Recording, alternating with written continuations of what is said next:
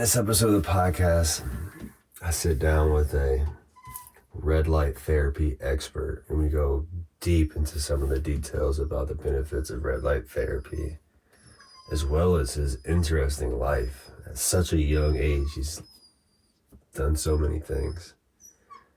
Just to mention one or two is like his world traveling is insane, and he's technically fought professional boxer Tyson Fury. So enjoy the podcast. We got a lot of great episodes coming in. Thank you guys for watching. Just worn down a little bit, and I got a triathlon this weekend, so I'm trying to get dialed in. But see you guys in the next episode. Peace. John Harper, man. We got John Harper on the pod today. What's up, brother? Thank you. I appreciate the time.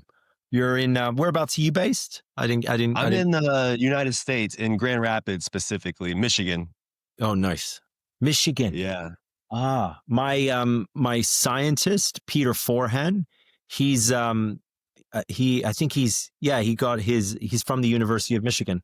Yes. There we go. Look at that. Wow. Nice What little. do you mean by your scientist? Like, what is, like, that sounds awesome. Yeah. In light therapy, coming from a very great product that we've won all these awards, it's a great product. It's, everything's perfect there, but it's not really a full solution. So I wanted to build an education side to the company to teach people about light therapy. And I know a gentleman by the name of Peter Forehand. He's a photobiomodulation expert. So as a scientist, I was like, hey, why don't you join the team and let's build the education. Let's build a larger vision of not just pushing a great product, but creating a great education that we can teach the world about light therapy. Very intelligent guy, just probably the most intelligent person that I know in my life right now. He's I'm very blessed to have access to that. He's a good guy. Well, John, we just met, man, so that might change after this podcast. Fantastic. So I guess just to start, maybe just before we get into it, give a little bit about your background and what is it that you're doing out here? So John Graham Harper. I was in fitness for quite a number of years, a good 20 plus years. And during the time that I was in fitness, I was a personal trainer. I wanted to create more impact, so I started building gyms. I ended up building 6 gyms before going into digital fitness and doing AI fitness, blockchain fitness.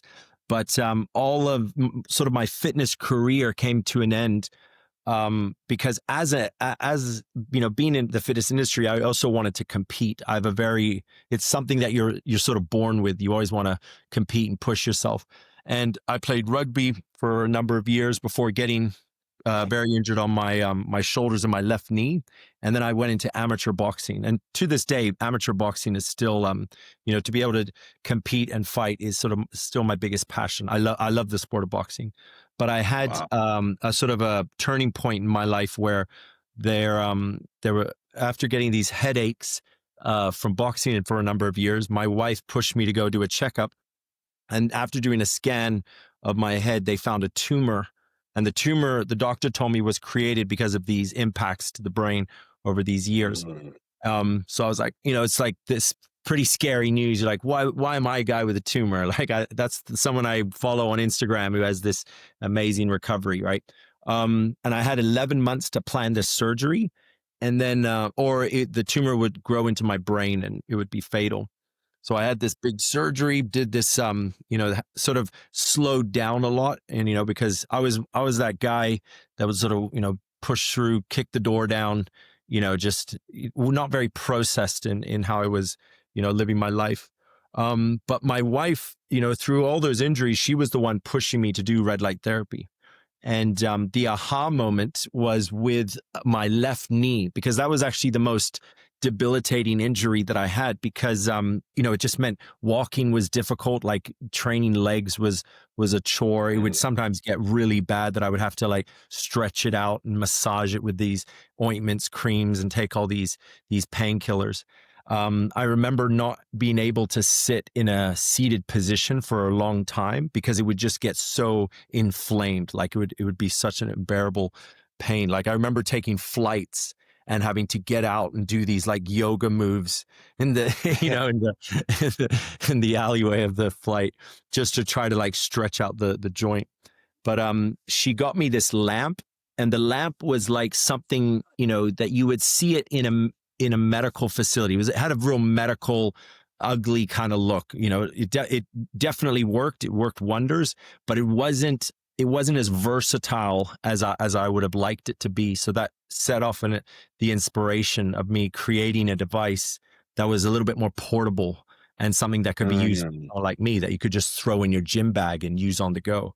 And that's like 7 years ago. So development phase of Lumaflex was about 3 years. And then we're now coming up to, we're about 2 years and 3 months as a launched company. So it's it's been a fun grind. We're now distributed in 15 countries around the world.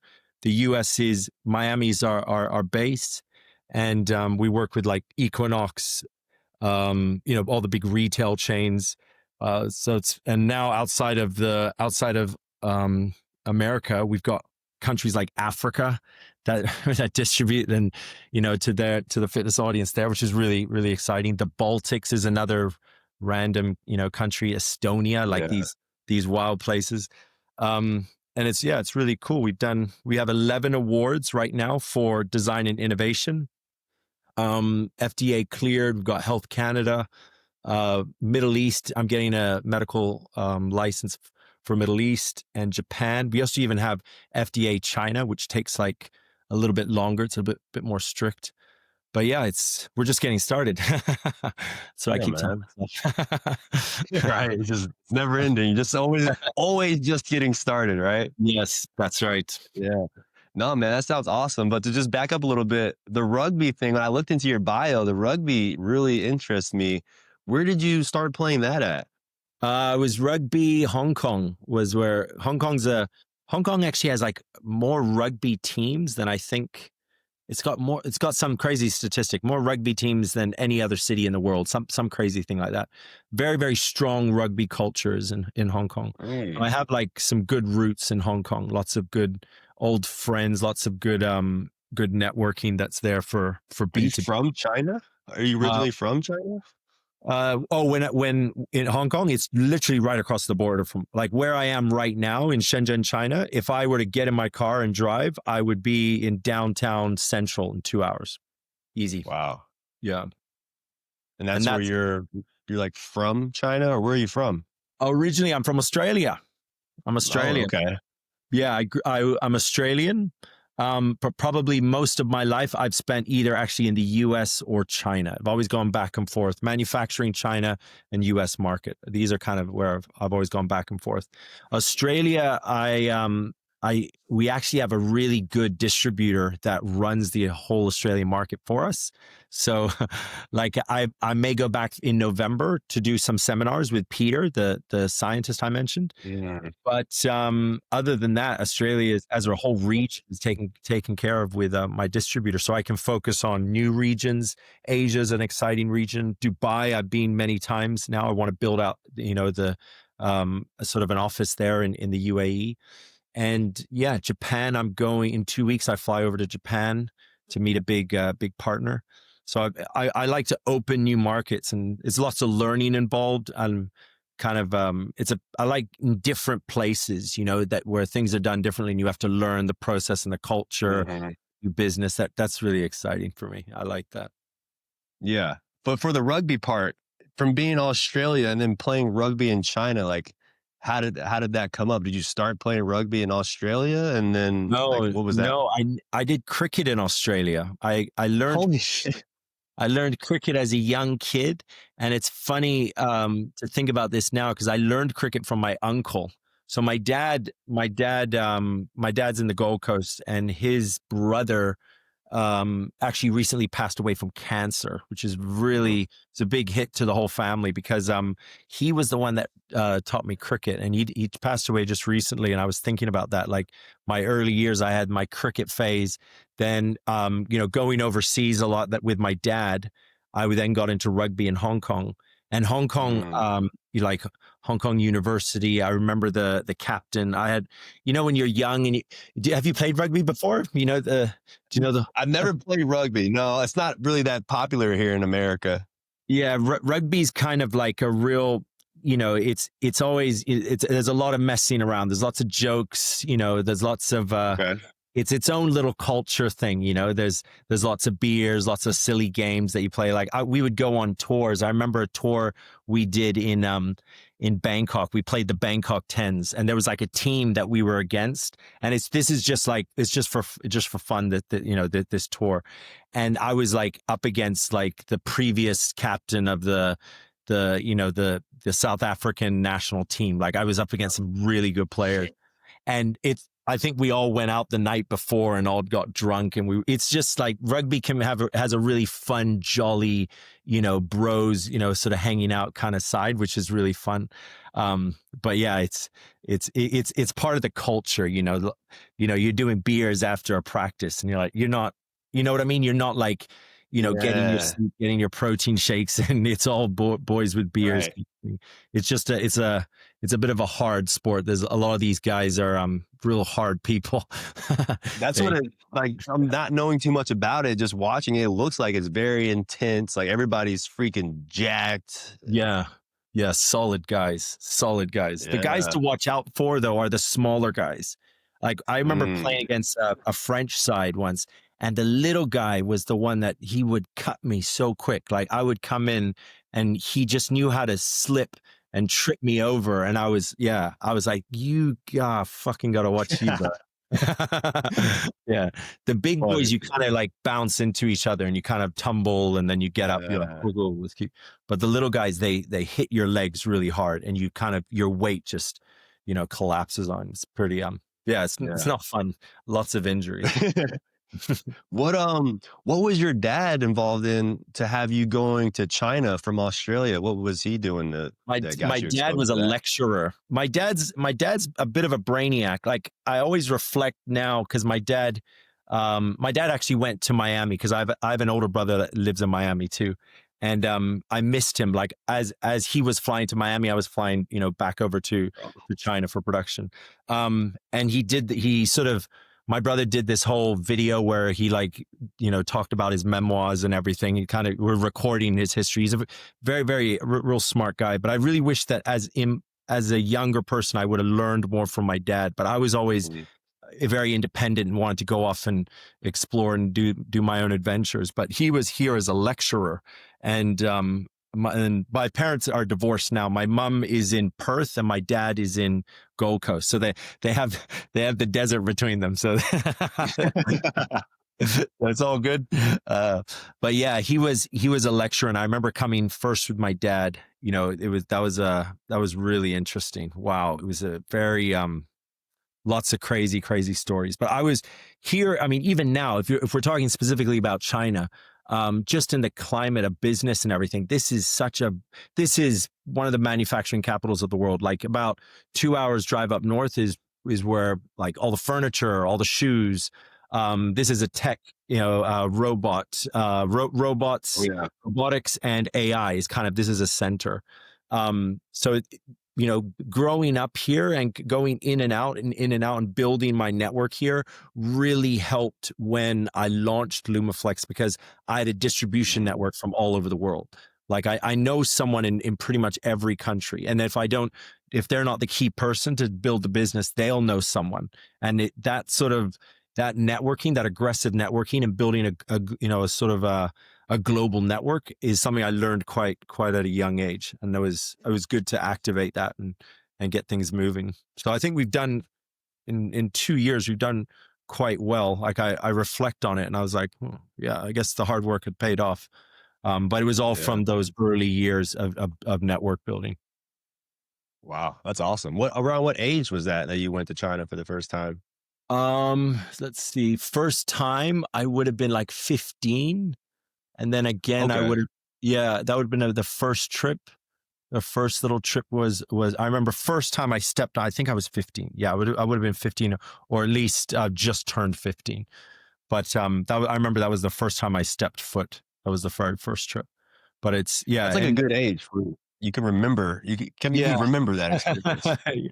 Yeah. And you look at the city now, and I of course, like as I drive around and I kind of, you know, I don't, the city's much bigger now. So before it was kind of like in these certain areas, but now it's like, it's really vast. But there are times when I go and I'll drive down to sort of an area you know, and I'll be like, whoa, this is all changed. Like, I remember that spot. Like, I went out there, you know, I got drunk there when I was a little kid, you know, you know, I see all, and I'm like, wow, it's completely different. You know, it's amazing.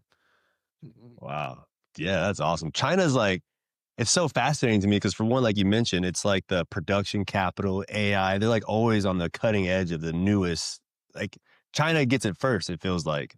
Yeah. It has a great population. Like, it's either middle class. There's no, like, I remember back when I first came, you know, there was that poverty side, right? There were people that were really in need. There was lots of people on the street asking for money. Now there's everywhere there, you don't see any of this. So they kind of pulled themselves out of that. It's like a large middle class, and then the elites, like the wealthy, the ones that were the, you know, the early, like, for example, for Shenzhen, this city, the people that were here in the beginning, the wealth is like, the only way I can compare it is in Dubai, because some of the partners that I have over that, it's just silly money. It's like, it's mind-blowing money. It's like nothing I've ever heard of in the US. But it's also a different culture. Like the way America sort of, or let's say the West, how it's done is we like to show off. Like you'll see like Vegas, for example. Like I do a lot of conferences in Vegas, and you'll see that guy, you know, he looks like he's in his maybe late 60s, or, you know, and he'll have like the purple tie and the flashy suit, and he's walking around, he's got this young girl on his shoulder, and that is not, that the flash is not how it's done here. It's a little bit more reserved. It's a little bit that people try to keep it a little bit more quiet, and everyone's a little bit more private, a little bit more hidden, and it's not so much about what you flash. It's more just certain little things that, like, for example, Laoban means boss in China. So Laobans, they will never drive a car. That, like, it's how do I explain it? It's like, part of the culture is if you're a Laoban and you're a big Laoban, you shouldn't be driving a car. You have a driver, and you never touch them. And it doesn't matter if you're going anywhere, like it can be to the office, to a meeting, or, you know, to pick up, you know, some ice cream for your kid. You never drive. And the cars are like these big vans, these big, it's like and you'll have a full seat with a table and everything. And a lot of the discussions are done in that car on the way to a meeting or something. But certain things like that, you like in the US, you'll always see the guy, you know, driving in a convertible, you know, that's not how they express, you know, their success or whatever. It's done in a more hidden away sort of style. And it's the same over in Dubai. They're a little bit more reserved, as it, you know, you can't quite tell if they have wealth or not. But the wealth is it's amazing. It's like generational wealth, you know. Yeah, that's insane. The part where how they got their people out of poverty, obviously here in the West, in Michigan, especially. I was talking to a guy at the gym this morning because I just moved to Michigan from North Carolina, and we were just talking like, how do you like it and everything. One of the things that I said to him that I noticed was the homeless population here is insane. Like, there's so many homeless here, and he was explaining to me is because the people in the community take such good care of the homeless by like providing them with some shelter and some food, that people come here and they're comfortable being homeless. But I like what you said about China, how you notice that they had that poverty and now they pulled themselves out of it. I wonder why America can't do something similar to that. Yeah, the whole sort of question, this country versus this is like, because I've traveled around so much, and one really great experience I had is as I'm in wellness, as I'm in I'm in wellness. I'm in this part of this community that wants to make the world healthier. I was invited to the RFK inauguration in DC.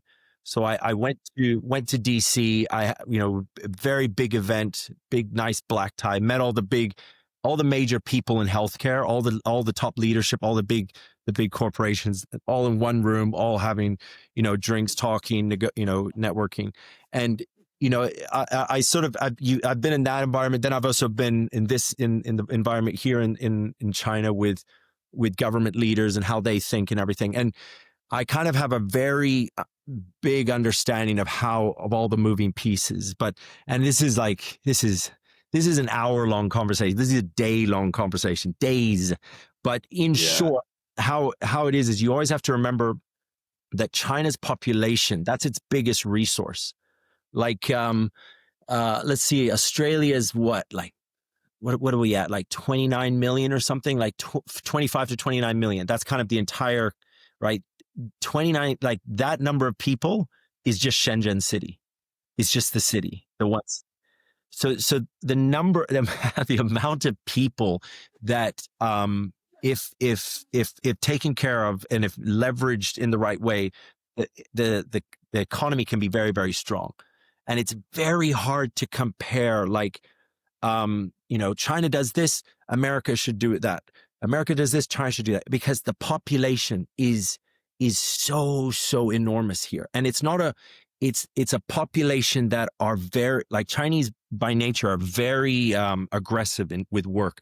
They all want to hustle. They all want to make money. Yeah. Like they're not a lazy culture. It's not part of the culture. They're all, the way that it's done here, you don't really have lazy people. Everyone is ready to work. They're all like, what do I do? Can I get overtime, or can I do work to get in favor with my leadership to then potentially get? They're always ready for this. Like they'll do like a 6-day work week is very common. Like they're like, they don't want to take a break. They want to work. They want to build their careers. They want to they want to fulfill their KPIs and climb the ladder. If I do well for this number of years, if I put my time in, I'll then get this position, this position. They're very aggressive. And it's sort of just, I sort of see how it worked out quite well with, building the economy very strong, because they kind of invested a lot into the people and making them work, building companies that hired people and kind of like keeping the money coming in and in and in. That's why this whole firewall where they say, there's no Facebook or there's no Instagram or anything like that in China. But everybody has a VPN, and everyone, like, I think there's like, I don't want to say 80%, but I heard that somewhere in a conference, like 80% of Amazon stores are all in China, just people using VPNs. Like, like the business still goes, but as a policy in China, they're like, we want to build our own Instagrams. We want to build our own Facebooks. We want to hire our own people. We want everything, like, we all can do this. We do this, and you all work together and do this. So for like a platform like Instagram, there's like 20 different platforms that are all in China. Wow. There's like variations. So the social media game here is very advanced, extremely advanced. It's not like just Facebook. Oh, I got to repost it. In China, it's far more complex. There's multiple platforms, multiple communities. Then it's the infrastructure, that the tech infrastructure is really, for me, it's extremely difficult to get to understand. So it's good to have a team to do it. But mostly the way Chinese think is more like, let's build together and let's keep the money inside. This will grow us and allow us to be rich. Let's not let resource slip away. Keep the resource. That's kind of the mentality that's worked. That sounds like I need to move to China, man. It sounds awesome. Yeah. Because then out here, you pretty much said it. Everybody's, and I'm not going to say everybody, because, there are some hard workers and there's some grinders out there, but a lot of the culture is like, oh, I need to get vacation time and I'm going to take the day off. And all that jazz. Yeah, not China. It's like there's two major holidays that happen here. There's the National Day, and then there's the new Chinese New Year. But all my staff here in China, I can message them during holiday and they will reply. Like they will immediately reply. Like it's normal. It's not like, oh, this is work time. This isn't work time. There's not, right. it just isn't that feeling. Like we have a relationship and they like it. They're like, wow, like I'm so valuable in the company that I'm being relied on. Like I'm needed. Okay, let me help you with this. And it's very, on the weekend, if I message anyone, they'll immediately reply. That it doesn't mean anything. Like they're not offended or like telling me, hey, don't do, they're totally fine. Dang, they're on top of it. Yeah. Because I'm starting to get into the phase where I want to eventually, travel to these different countries, China and everything. From you being an Australian citizen, how are you able to spend so much time over there? Do you have like a visa or citizenship? I have a residency permit. So I've got a company here and I'm basically part of the company. So the entity that I have here in the production office, I'm part of that entity. So that's how you get like a year. It's not called a visa. It's called a residency, but that's how you get a residency. So, and anybody, like I got mates here that are expats, and one guy, I think he's hired by some like online, like international school or something. I'm not quite sure. I think it's an online international school, but he lives here and he gets his residency from them. Like they put him as a position. They have like, oh, Europe, it's like you get an official letter, you come over, then your bank, everything gets set up, and then you get this residency on your passport, and you're good. It's pretty it's a good adventure though. I would highly recommend it. Yeah, one day I'm definitely gonna try it out. But damn, there's so much to unpack here, because after the rugby, were you taking that seriously, and how does that transition into boxing? I think rugby just became so injury ridden that I was just so fed up with it. Like when you recover, you go back out on the field and you're still nursing an injury. You're not playing better.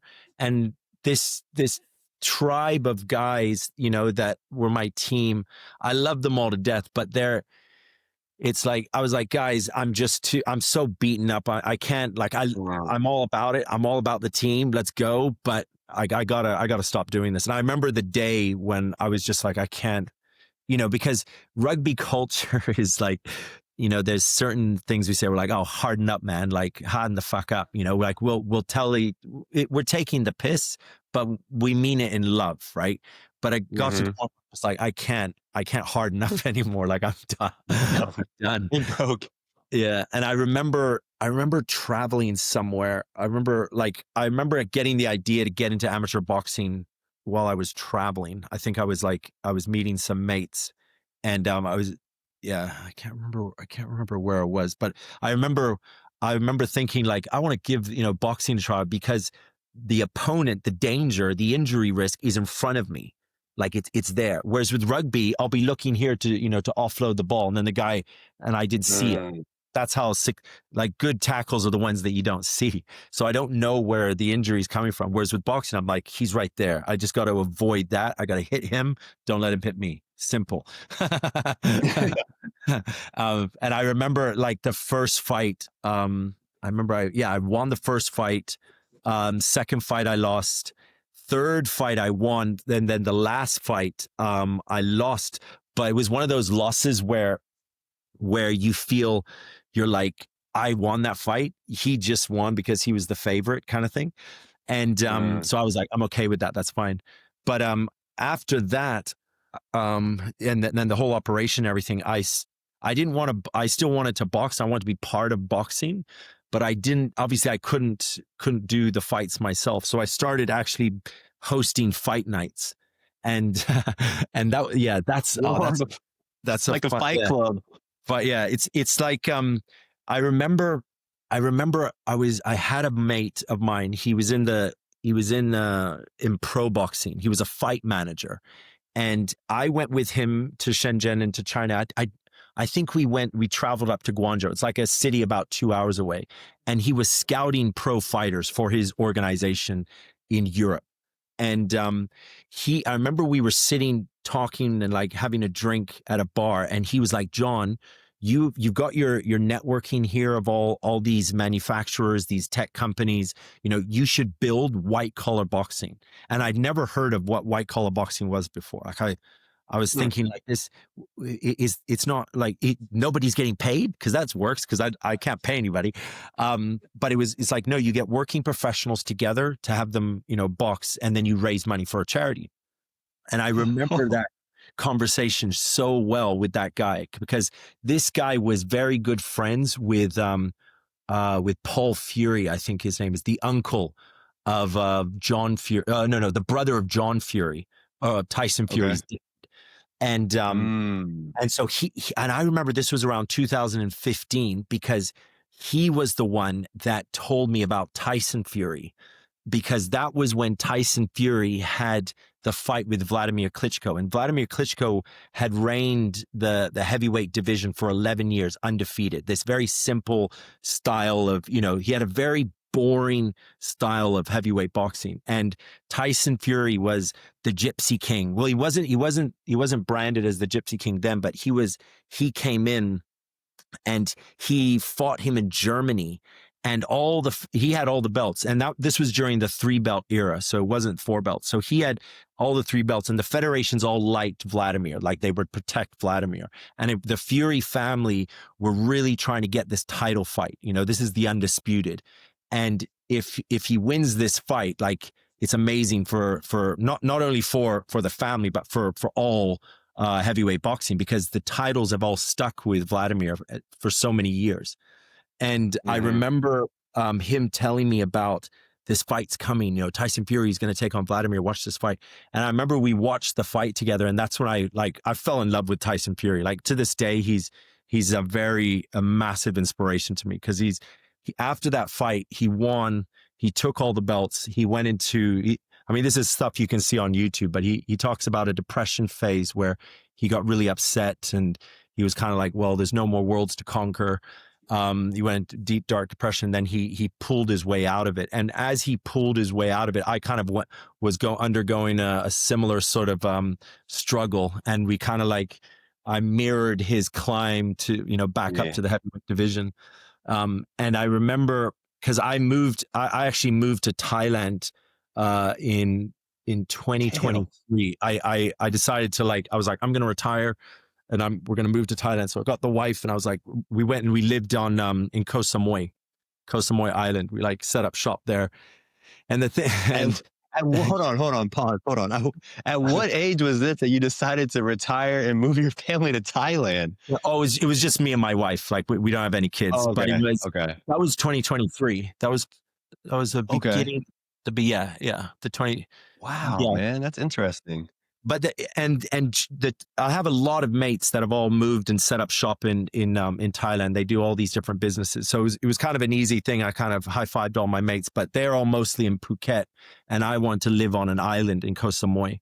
And Koh Samui, I think it's the most beautiful place on this planet. I think if anybody is ever thinking about where do I go for a holiday, I would highly recommend Koh Samui. Koh Samui is like a 20-minute ferry ride. You have Koh Phangan, which is like the party island. That's where all the full moon parties are. But that's not really, that's for the younger boys and girls.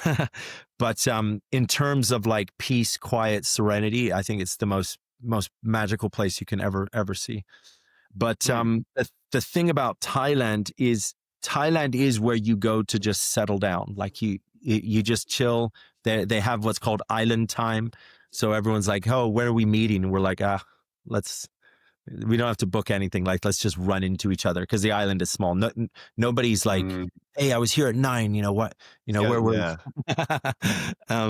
But being in Thailand, I kind of got quite restless. Thinking I could run a company remotely via Thailand, I was a bit too restless. It was, and the reason I went to Thailand also because I wanted to start bodybuilding.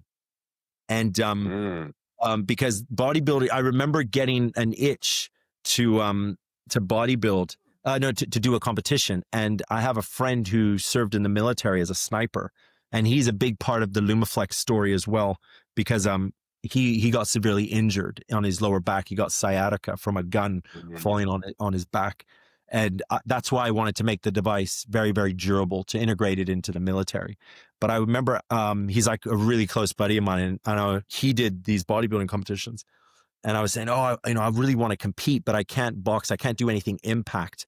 And he was saying, no, you should give bodybuilding a try. So he like coached me to do some bodybuilding. And then I went over to Thailand, and I did 4 competitions in 7 weeks. And that was like, I just was like, let's go. I'm enjoying this.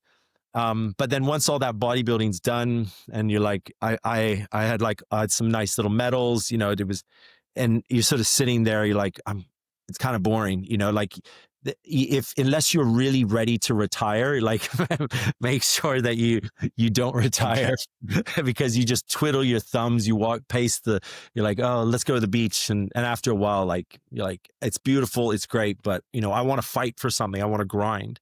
And then, leaving Thailand, before I left, I went over to Phuket. And at that time, Tyson Fury actually came to Bang Tao MMA. It's a very famous fight gym in the whole world. Like most of the top titles in UFC, all the title holders, they train at Bang Tao. Yeah. And Tyson Fury came. He like had this big meet and greet, and I remember just sitting there like, dude, like, bro, I am your fucking biggest fan. Like he's a tower. He's massive, right? And I remember just like, bro, I'm definitely getting a photo. And I was there with my wife, and my wife's like, don't worry, you get your photo.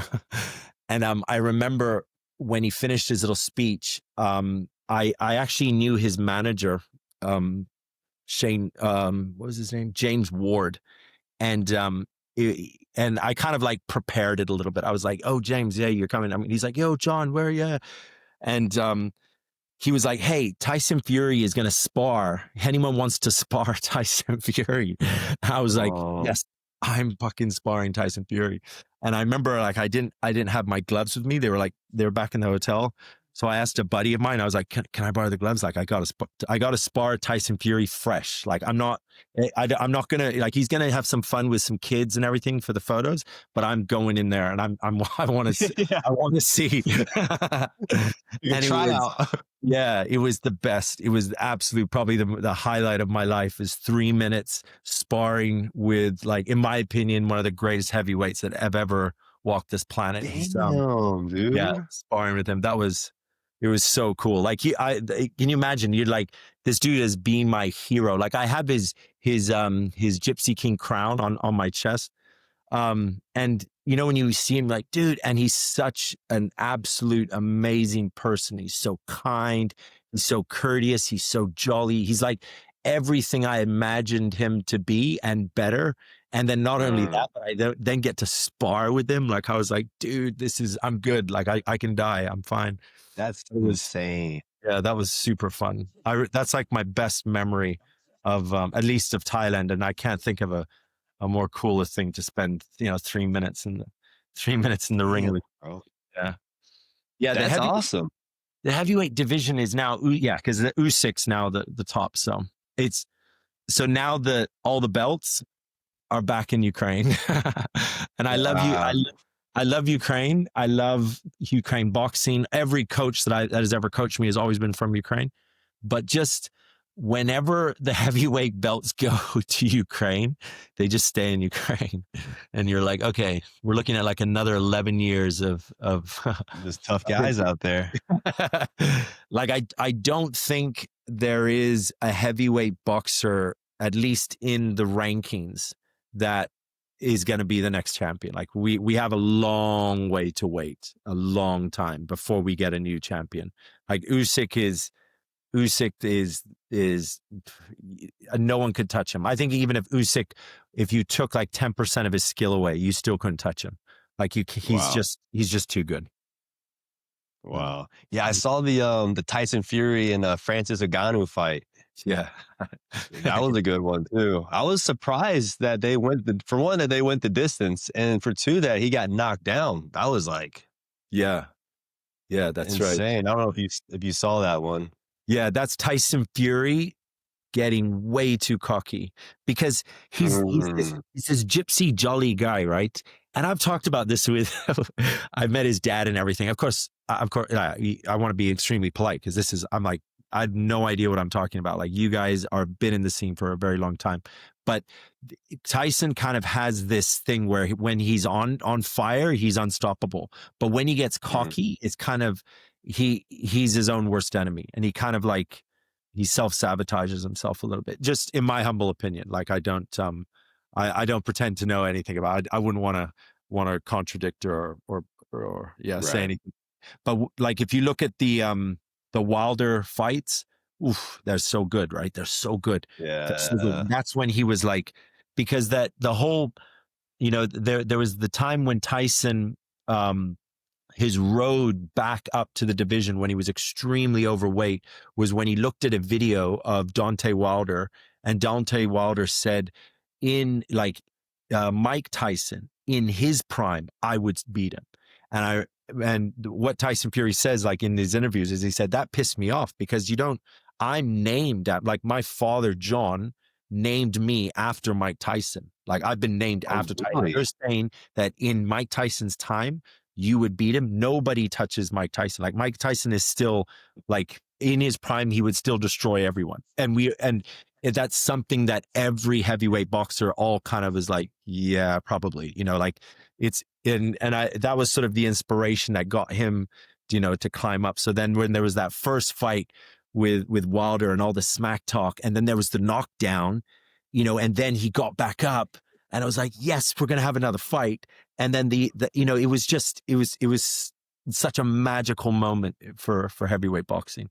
Such a great trilogy, those two amazing dance partners. That's insane, man. That's a great story, honestly. Yeah, that's awesome. So just to move around move along down the timeline.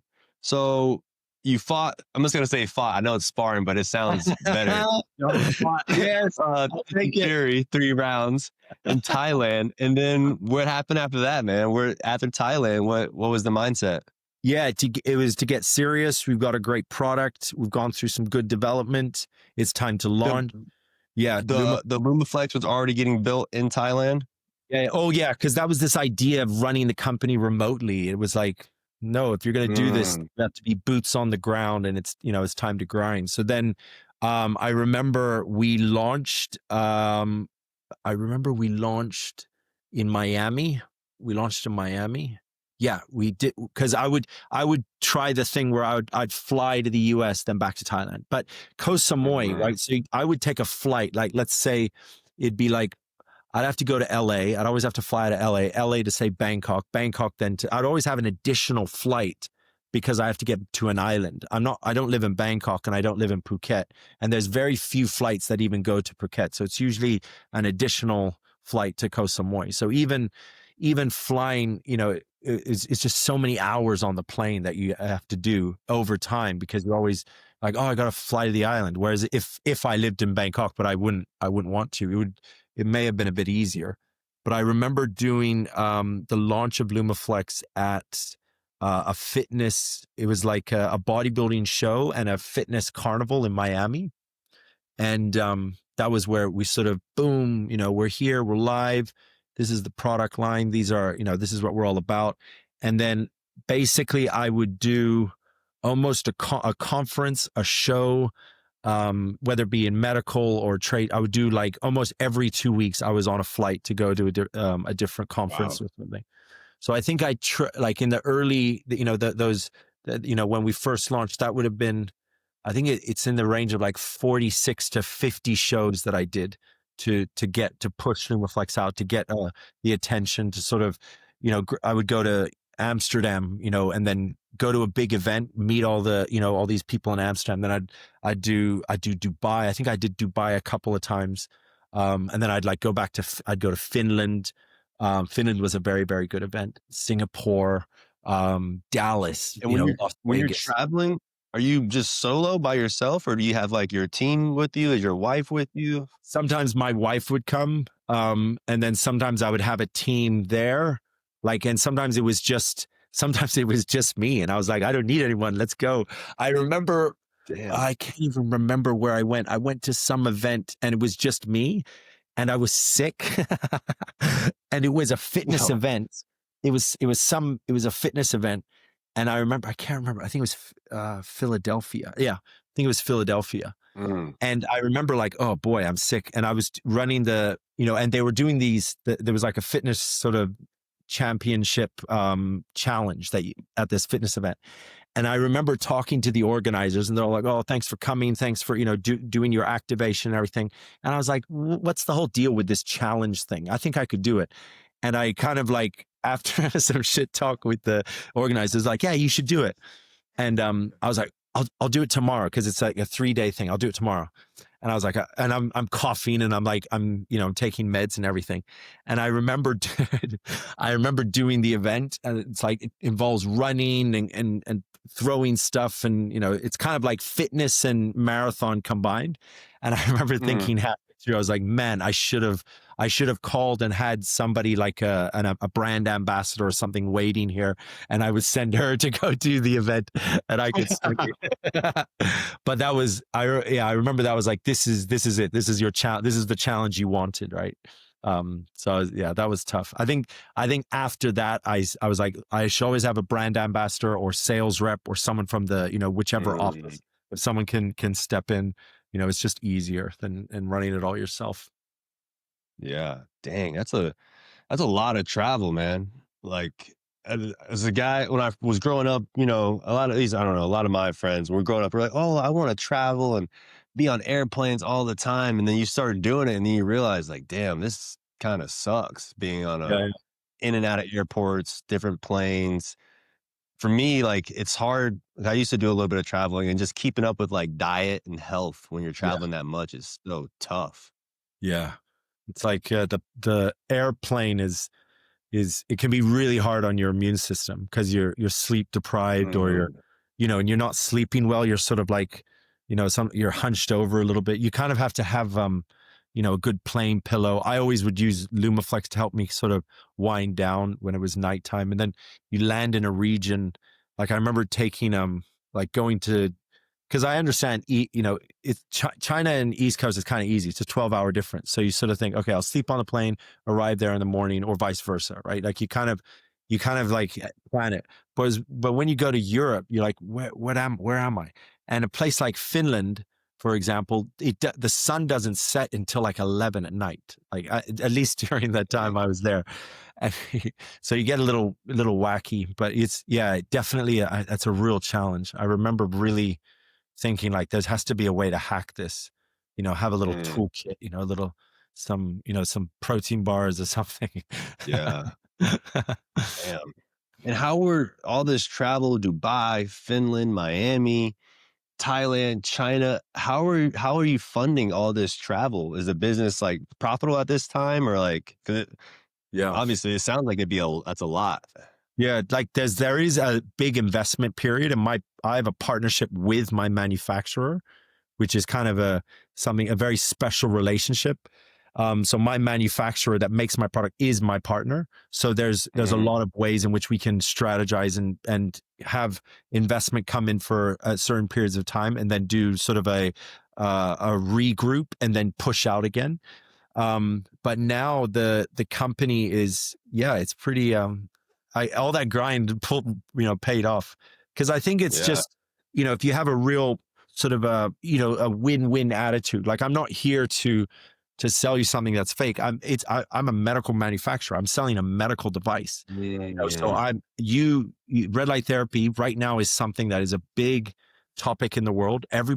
You have to get a red light therapy device if you're in this space, if you're in recovery, or if you're in medical, right?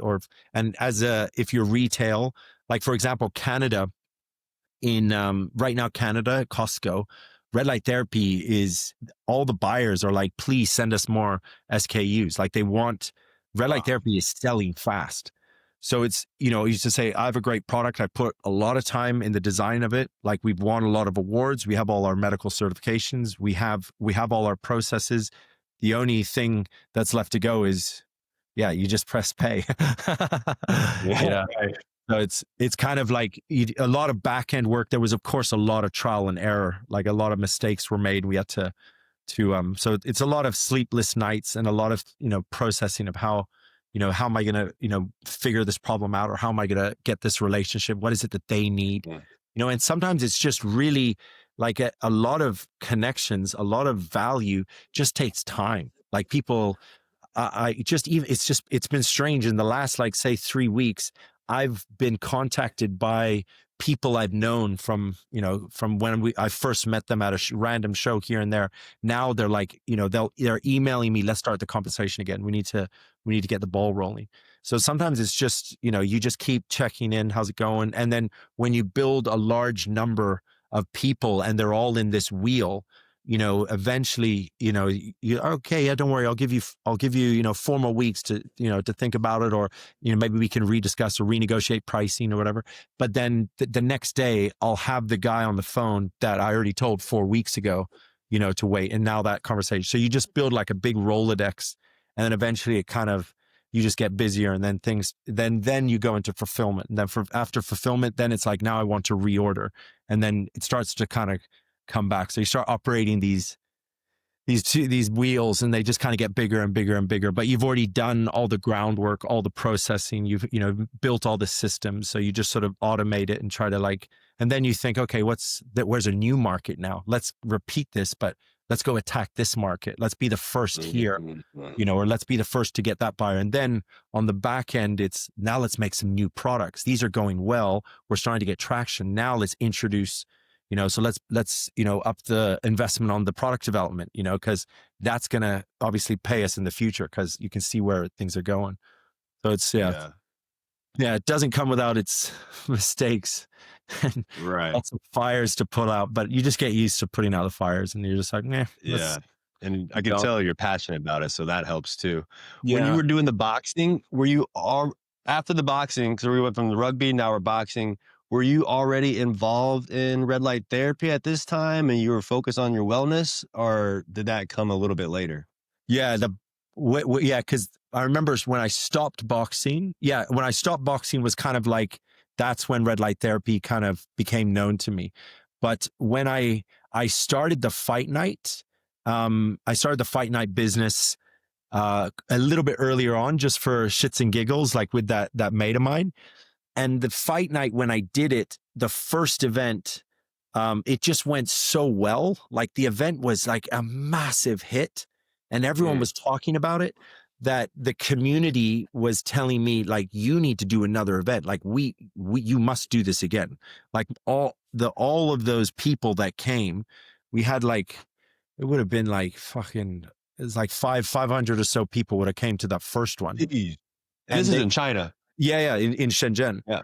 And they were all like, yeah, you got to do that again. Like, do that again. Like the same thing, do it again. And then it was like, oh, wow. I thought at the beginning, I just thought it would be one-off thing. It'd be, oh, we did it. It's fun. But then it kind of like created its own nature almost, right? It kind of like took off.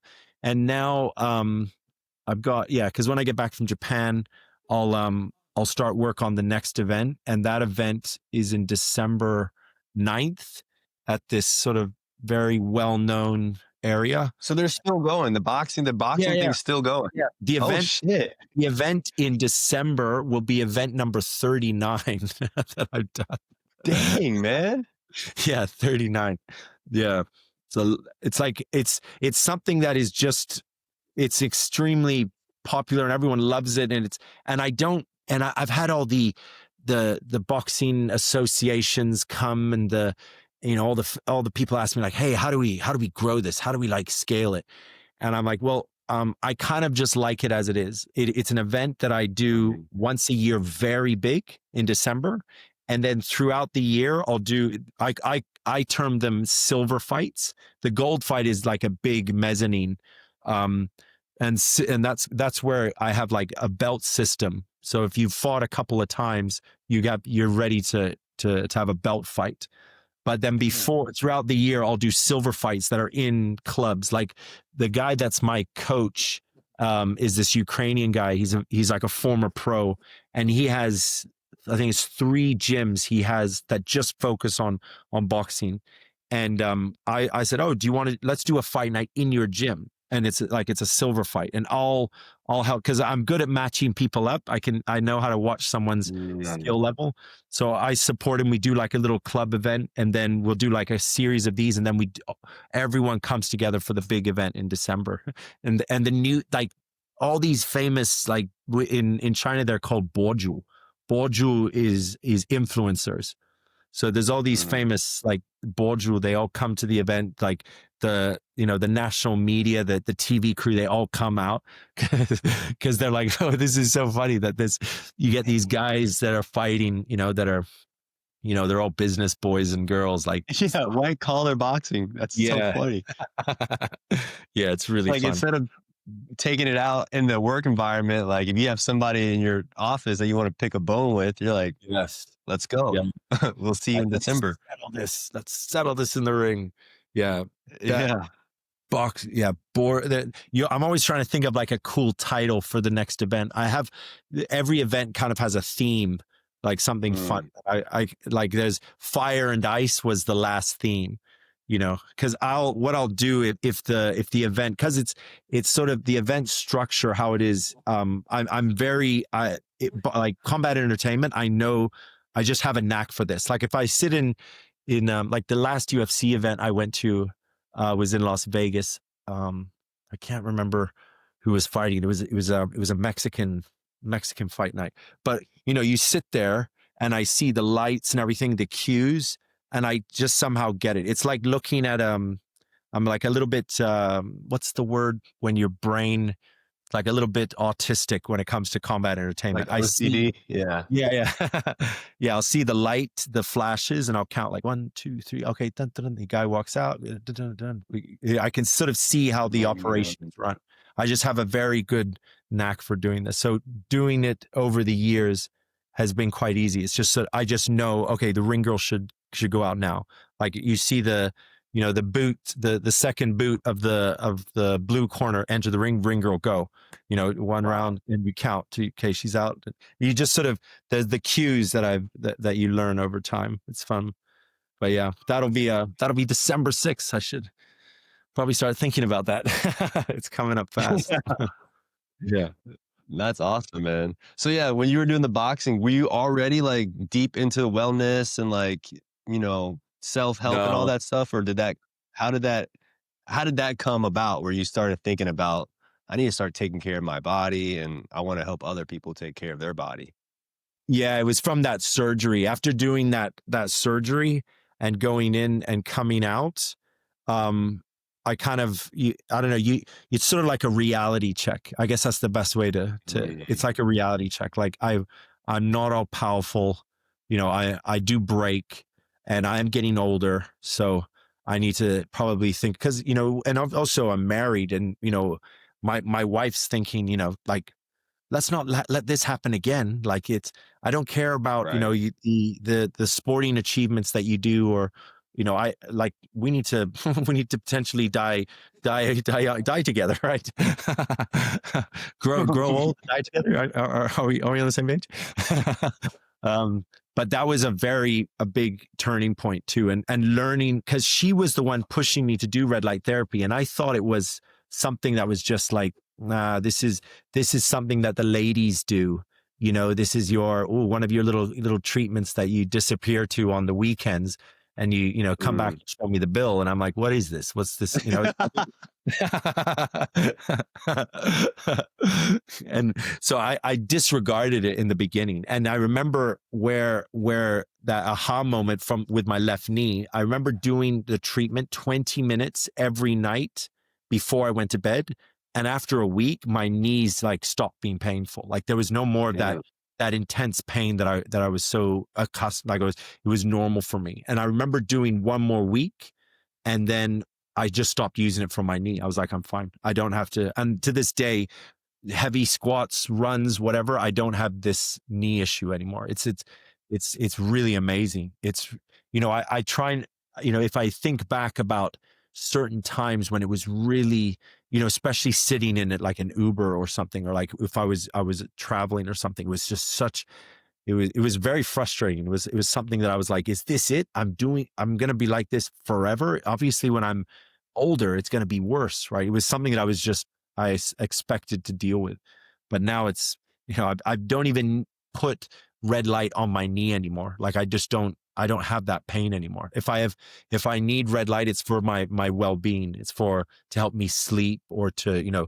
for my chest, for my heart, for the back of my neck, for the spine, the gut, because your gut is like your second brain. So this is an area that you should use red light therapy. And then of course your head, right? For your brain. Yeah. Dang. So yeah, a lot of people I've noticed that are starting these companies experience some experience that kind of motivated them and got the ball going on that. Yeah. After you used it, what made you think like, I'm going to create this product similar to this? Like, were you always business and entrepreneurial minded? Like from getting out of the hospital, where did you I'm going to start a business and a company? Like, were you already involved in business and it was easy for you to do that? So many things. I think I've got like right. that ADHD thing going on. Like I'm very, I know when to sort of channel and focus on one, but I have this thing. And I think, when you meet other people they build their own companies, they want to work for themselves and everything, they sort of have this thing where they're always firing off ideas. They always get excited about stuff, about trying to hack something or put something together or create something that's never been done or is said to not be possible. I've always sort of had that. So, when I opened my first business, with a gym, doing personal training, the second gym, the third gym, like all of these, then going into AI fitness, into augmented reality fitness, then going into blockchain fitness. It's always just been, it's like a night, because when you get a job, right, there's a position, there's like this, there's a format, there's a rule book. You're being hired to do this thing. That's the paper. You follow this and then just excel at that, optimize that, do that and do it better. And that's kind of your task. But when you build something new, you don't know. You don't know. You have to try something. It'll, and you kind of rely a little bit on instinct, and it makes it very, it makes it really fun. Those, what's the guy, the guru guy, the OG, the Tony Robbins. Yeah. He has his 6 human needs, right? He has, it's certainty and uncertainty. These are two needs that we have as humans. And if we're missing one, we're unhappy. There's something missing and we don't feel so good. And sometimes for me, if I have too much certainty, I get very bored. I'm kind of like, this isn't, I want a little bit of adventure and uncertainty. And it's good to have the certainty and uncertainty. So I have like my training routine I do every day. Got to hit the gym at this time. I have my little protocols for, my pills and potions and, my stretching and everything. That's like my certainty. But then the uncertainty is the business. It's sort of like, what's going to come up. And you can't just have that, because you also need the certainty, but that uncertainty is something that is, if I don't have it, I get very restless. And I think it's, seeing that product, the lamp that my wife pushed me to use, having a network of people that are in manufacturing, that are in product development, and that they're good at this, that they're very successful at this. I have a network that I can kind of activate to brainstorm, to pull ideas, to work out a rough kind of plan, and then be passionate about it, because I'm like, wow, well, I was healed. And I feel like it's something that, I want to try to do. And it's something you start by saying, oh, let's just try. But then when you have a failure, you kind of get inspired to try it and not fail again. Like you're like, okay, you sort of want to see if you can outdo yourself.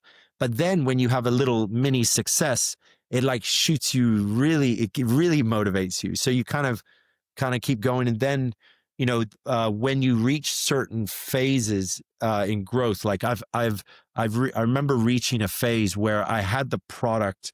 It's like a story. I can never forget this, but I had a product and I was on a plane and I think I was flying like from Chicago to Miami or something. And I was next to this lady, and she's a sweet little, lovely little lady. She reminded me of my grandma, like she was just sort of seeing this like, oh, and I had the device on my chest, the red light. And she's like, oh, what's that? What's that all about? And I was like, oh, let me tell you about this. So, and I tell her about red light therapy and everything. Da, da, da. And then she opened up and told me her story about how she had this someone in the family pass away from this condition, and she was traveling to see her sister who had this condition, and she was like, yeah, it's a real worry. And I was like, you got to get a Lumaflex, like you got to, and this is why you should use red light therapy. I'm spitting at her and everything, and she's like, wow, okay, great. And I remember like sending her a discount code or something like this, because she emailed me like a couple weeks later, and she said, I think it was a miracle I met you on that flight. And I was like, whoa, like it felt super, super, super good. It felt really, I was like, wow, that's, and these sort of little stories, there's one guy in Canada. He has a ranch. It's called the Thanksgiving Ranch. It's this beautiful place. He has horses. It's a beautiful place. Like, I look at this place and I was like, bro, you're like in a movie. You're like, you live in a movie. You ride your horse and you go take the cattle in there. And we're like really close mates. I think we like started chatting on LinkedIn about stuff. And and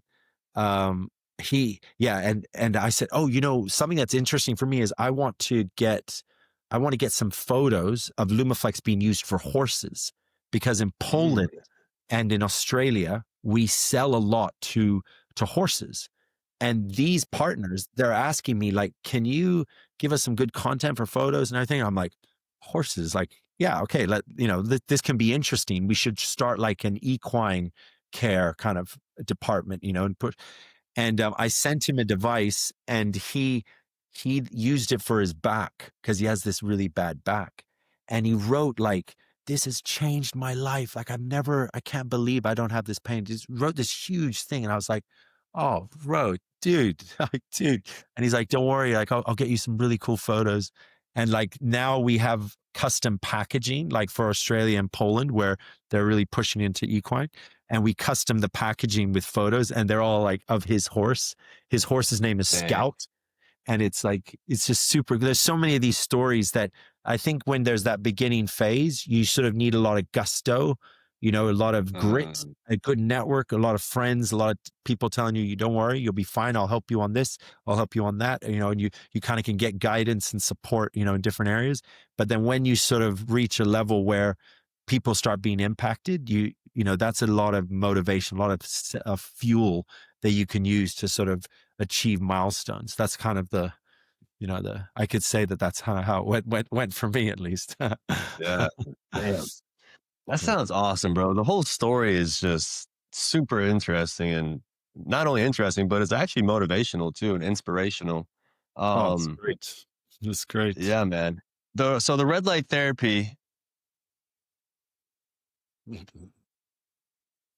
I'm just trying to think of how to phrase the question to not make it seem. I hate asking like these questions that are just like these huge questions. Like nobody has the answer to these questions, Yeah. But like for like the benefits of it, how obviously you experience your own benefit of it, but when you started to get into it, did you have to like do your own research and learn all these other benefits like it does for like, cause I use red light therapy. We'll get into that in a second. Cause then you find out like, oh, it helps with like your eyesight. There's all these little things that it benefits.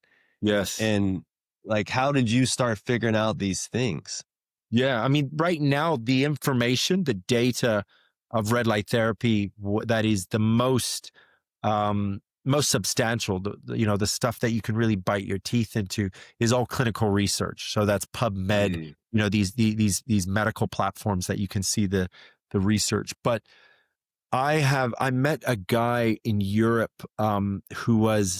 he's a scientist. Yeah, Vladimir something. I can't remember his last name, but he created this link, this Google Excel link, and he grabs all of the clinical research that's on the internet and he puts it all and files it all into one link. And so when you go into this link, you control F and you type like arthritis, and then you'll be immediately directed to those studies. And then you can narrow down the search and you can pull it out and sort of check the, certain parameters and certain things about the nanometers of light and everything. And that can kind of really help not only with marketing or with even sort of thinking about where do we step into next as a company with addressing certain outcomes, but it really helps also with product development. And the whole design of Lumaflex is based on clinical research about certain specific nanometers, about certain treatment protocols. So kind of, I have that resource. I've got a database link. I should send that to you. I'll definitely get that over to you. And then I've got a gentleman who is majoring in clinical research in a university. And I believe he also is sort of outsourced for many other photobiomodulation companies. But if I ask him for any clinical study, if I say, oh, give me a clinical studies on the wavelengths, these specific wavelengths for eyesight, he's like, all right, give me 3 days, and he'll go and he'll hunt for it and he'll give it to me. And then there's the scientists, all the scientists that I know, all the people that are, I mean, in essence, they've devoted their life to red light therapy and what it can do for the human condition. So so many of these wonderful people, if I'm like, hey, do you want to do a jam session? And let's talk about, future product development, or perhaps even, us running our own clinical trial. Because that's a major milestone for next year. Is I want to run my own specific clinical trial for specifically my device, because there'll be a study using the same nanometers, the same protocol and everything that we've got, but it's not my study. That's not mine. That's based on a device that is the same, it works the same, but it's not a Lumaflex study. And everyone in photobiomodulation wants their own clinical study, but it's really expensive. It's very expensive to do. Wow. So it's kind of like finding, sort of setting an idea of what are the milestones that we need to achieve to be able to then, achieve our own study, and what's the study going to be for, and how can we kind of get as much out of that one study? How can we sort of set things in to where once we get the data back, we won't just get data on one outcome, but we may have multiple outcomes. And then this can go to marketing and this can go to publishing and everything. So that's, if I would be very grateful if I could do it next year, but it's all dependent on, these milestones that we have to set. But it's, what I would recommend for people is just to go to YouTube, type, red light therapy. There's so much great video out there. So much. Yeah. If you ever need a guinea pig on some of this red light therapy, man, let me know. I'm your guy. Yes. The guy in Canada was using Lumaflex on his horses. Does red light therapy have benefits for like animals? Yeah. Like we just, my team posted on our social media today, because we've launched something that we do is we have our products, we have all the, the product line that we have a few products coming out, over the course of the next couple of months. But then education is a big part of what we do, and launching courses to educate people about light therapy. And we just launched a light therapy course for pets today. Oh, shit. Yeah. And we just did like a social media post telling everyone, the course is launched. If you want to get 5 days access, give us your email, we'll enroll you. But all of that course is all based on clinical research. And there's just, everything is, it's basically reading a summary of clinical research. And then you'll understand, what can I do for my dog, my cat, or whatever.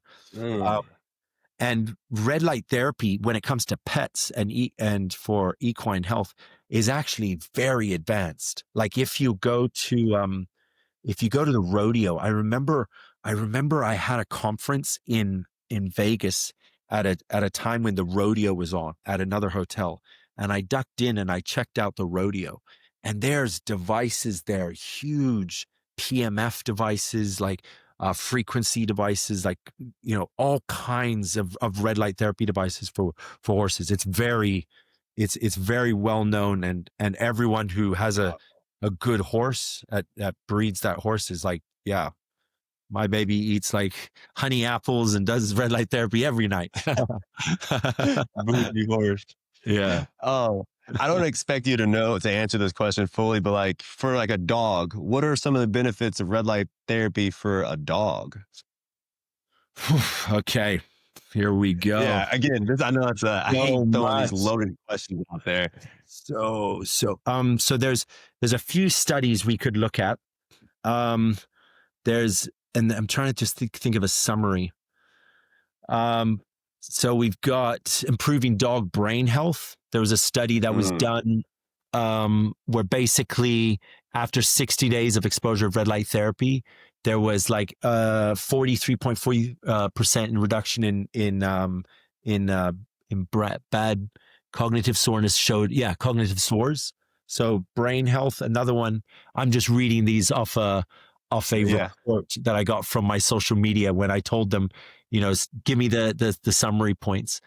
Reduce pain levels and improved clinical findings in dogs with hip issues.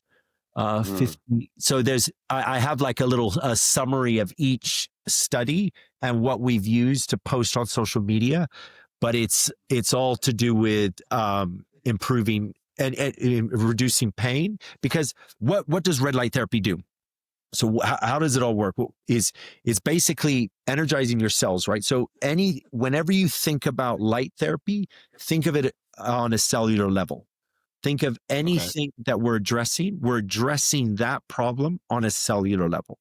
It's like, think of the body as your phone, and then think of the apps are not working on your phone, and the battery is kind of low, and you're like, oh, the phone goes into energy saving mode, right? It starts to go slower. It starts to delete certain things or stop, fully operating because it's trying to save energy. That's like our body. So when we give our bodies light therapy, it's like plugging the phone in, and all of the conditions that we have, whether it be, dealing with arthritis or cancer or lymphedema or, sciatica, or even just, stress from, losing your job or dealing with a headache, or you're drowsy, or you're hungover.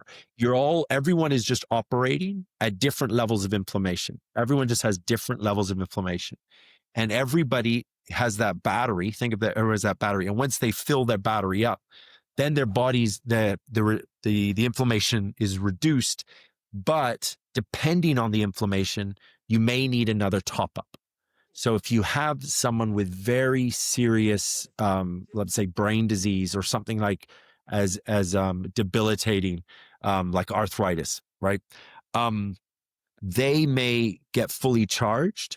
Their cells might have may get fully charged. They'll have a reduction in inflammation and increased blood circulation.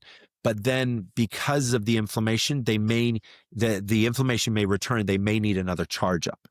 And then they may need consistent charge ups until the cells have been optimized to do their job and to heal them fully. So it may take a period of time depending on the inflammation, or it may be like your body may just, because we're operating like your phone at a little bit of an energy deficit, and all your body is looking for is like, I just need more energy to deal with this inflammation. I don't have enough enough energy to deal with this shoulder pain. So you've had this problem for 20 plus years, but I've never been given enough energy on a cellular level to fix that. I just don't have the energy. And then suddenly you give your body this energy, and then your cells are like, okay, we have energy, you're healed now. And then sometimes it's that amazing. Like you'll see some guy have, there was a guy I was in New York at a conference called Beyond Active. It was like a wellness and fitness conference. And a guy walked in with his, like a shoulder injury for like 20 years. And he said he's never slept on this side. It's always been so painful. And we did one session here, touching skin. and then 1 session on the back of his shoulder. And he moves his arms around and he runs out of the conference and he calls his wife. And he's like, this is great. I don't know what these guys are doing. This is red light, magical hocus pocus shit. He came back and I was there with Peter, my scientist, and he's like, can you give us like a review? And he filmed this video. It was really cool. And it's going into this documentary Peter's doing about light therapy. But you'll have those instances where people get miraculously healed over such short treatment. And it literally is just like, you just needed that little extra energy. But then you'll have somebody else who has like, oh, I've got a sore knee or I've got a headache.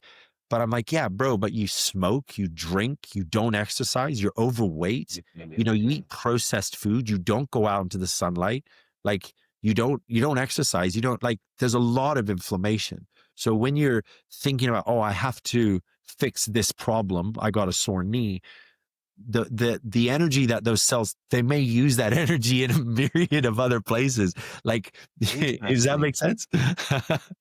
Dude, the way you break it down is so digestible and it makes so much sense. Cause, not to get into my story, but I have fucking sciatica, dude. And it sucks. And I know where I got it from. I got it from driving. Cause when I have some free time, I do like sim racing, where it's just like virtual, like F1 racing. And I'm sitting like in a low down chair, my legs are up, and I work at a desk a lot too. So I have this fucking terrible sciatica in my back. And the way you break it down is like your body is trying to heal it, but it doesn't have enough energy or like red blood cells to attack that inflammation. That's right. And the red light therapy sounds like it's boosting up those blood cells to go and fight these small battles in your body. Yes, it makes so much sense. Yeah, and hydration is a key thing. If somebody isn't hydrated, how there's being clinically dehydrated is like an enormous problem in the world today, where people don't really realize it, but because people are not drinking enough water as they should or as their body needs, and they may. If you add in, say, coffee, which is a diuretic, or alcohol, which again is kind of, it saps the body of water, you may be clinically dehydrated, but you may not know it. You may not really, notice it at all. But hydration is a really key thing to optimize the effect of red light therapy. So usually that's always something, is like, let's make sure we get, we're drinking enough water. Like our bodies there's so much water in our bodies already that we do need a lot of water. And this will help your recovery speed on light therapy. It's really, really important. Very, very important. Yeah. Also, red light therapy, another sort of general across the board, all human beings, is consistency of using red light therapy. So the more you use it, the faster you recover. So like say there's a person A gets into a car accident, person B gets into the same car accident. They both have the same injuries, but person A has been using red light therapy in their lives for whatever reason, but person B has not. He just starts using red light therapy. Person A will recover faster from the exact same incidents. So it's something, because if you think about what light, about our ancient times and where we are right now, where we are in our development now, we are in we're in the digital age, right? So we got robots coming and delivering us food. We got drones flying everywhere. We're under artificial light for most of our day. Like I think studies put us now at 95% deficient in sunlight compared to ancient times. And we spend 85% of our day indoors. So that means, and artificial light is known to create inflammation. So if we're not spending as much time out in the sun, but yet we used to, and we have all this inflammation and everything, it probably, if we think about how we were back in primal times, at least when we would, we're about 30 degrees away from the equator, we would wake up at sunrise. That's red and infrared light. We'd be outside of, in the day, killing, animals or whatever for food, building shelters. And our bodies were conditioned for the rays, the UV rays, because red and infrared light is known to boost your body's SPF levels. So our skin was It's not like where we are right now, where we burn quickly, at least with white people. But there's also the fact that whiter people used to live further away from the equator. Yet, so when they did get sunlight, they needed more of it. Whereas with darker people, they were more resilient. So that's a whole another rabbit hole. That's fun to go down. But basically, we had a lot more sun exposure than we did now, which helped optimize our life. So the more red light therapy you can do on a consistent basis kind of reverses your, and puts that's where the whole biohacking term came from.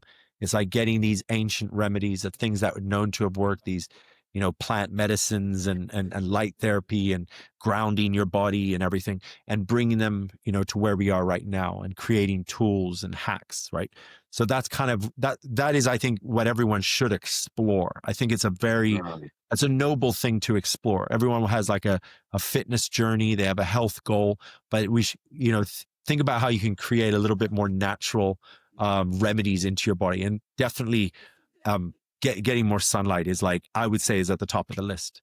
If everybody's just saying, what's the first thing to do? I'd say the first thing you do in your day is go outside. That's the first thing you should do. Your eyes should see natural light as soon as possible, waking up. Don't wake up, turn on the light, brush your teeth, do your whole thing, then go in the elevator, or then go, jump in your car, be in your car, go to your office, be under, because you're that's it. You've missed you. Right. And there's and that's how we're living these days. Yeah, that's just how we live. And not to mention, when we put on our shoes, we never really ground our bodies. We never touch the earth, right? We never release the negative charge of energy that we have in our body. Because we're always around EMS. We're always around phones, gadgets, Wi-Fi and everything. And we're storing this static energy. And, it's kind of, if people think about it, like, how often do you touch the ground? You're like, oh, I went on holiday. We should touch the ground. Like, it sometimes is funny. Like, you'll be driving and you'll see like a grass patch, and you're like, I got to pull over, and you like touch the ground. Like, okay. It's so true, man. Because I haven't always thought like that. I'd say maybe like the past 3 or 4 years, and I owe a big amount of it to my wife. When I started thinking about my health and my wellness, and all the things that you're mentioning, I'm 100% agreeable, and I actively try to do those things. And just one funny thing to touch on the grounding is, first thing I do is I get up in the morning, I go outside, I take my dog for a walk, get some sunlight, get my circadian rhythm, up and going. And then when I get back to the house, I literally in my front yard will like lay in the grass and roll around with the dog, like playing in the grass. And people will literally drive by and like stop and be like giving me these looks like, what is this man doing playing in the grass like a child? And you don't understand like how much like benefit you're getting just from doing that. Yeah, it's so good for you. Even like being around a dog, I think, is something that is, there's something very beneficial to that on a chemical level almost, I think. Like what the energies and the pheromones or whatever it is that they give off. It's like, it supports you living longer. Like, I think there's a study that says people with a dog will live longer than people without a dog. Like the dogs are. I read that too. Yeah. Yeah. Damn. So just to get a little detail, what was from your studies and stuff, what is like the perfect consistency? Because I guess before back up, just back up just a second. In my basement, I have it's an infrared sauna, but it has the red light built into it. Okay. Does that combination have benefit? Should I do the infrared sauna separately than the red light, or should I combine them both like it has built in? I think always hack stack. I think always hack stacking is good. Because you're sort of, I think your body likes hack stacking. If you're doing something and you add something to it, I think our bodies respond always it's better to hack stacks. But if you have a sauna, they'll have far infrared, which is good. It creates heat, very good detoxification. I don't think there's going to be a place in the world, like in the next 5 years, for just a sauna, unless you're in Finland, where they do sauna for breakfast, lunch, and dinner. But you like an infrared sauna is now the sauna. That's the sauna. It's like the best. So that's okay. That's so good. You're getting the right red light therapy. So it depends. Like most red infrared light, they'll put it above the and that's the far infrared. But what far infrared does is it creates heat. It doesn't, because there's near infrared, then there's far infrared. It kind of is on the other side. And it's not to say it doesn't have benefits, but it's not treatment. It isn't, if somebody has a bad back, they need to have the red and infrared on their back. The far infrared creates heat, and you'll feel like, oh, I like, and people like that feeling of heat. If you had a device that was infrared, that was far infrared, you would create a lot of heat on the body, which is great, but it's not actually what you would prefer to have the near infrared into your cells. That would be a treatment tool. I think that there's a place for both, but if somebody has a condition, a pain in this area, they need something more targeted. So I see saunas as a detoxification, overall well-being. Like what's that doctor, the sauna lady, Rhonda Patrick.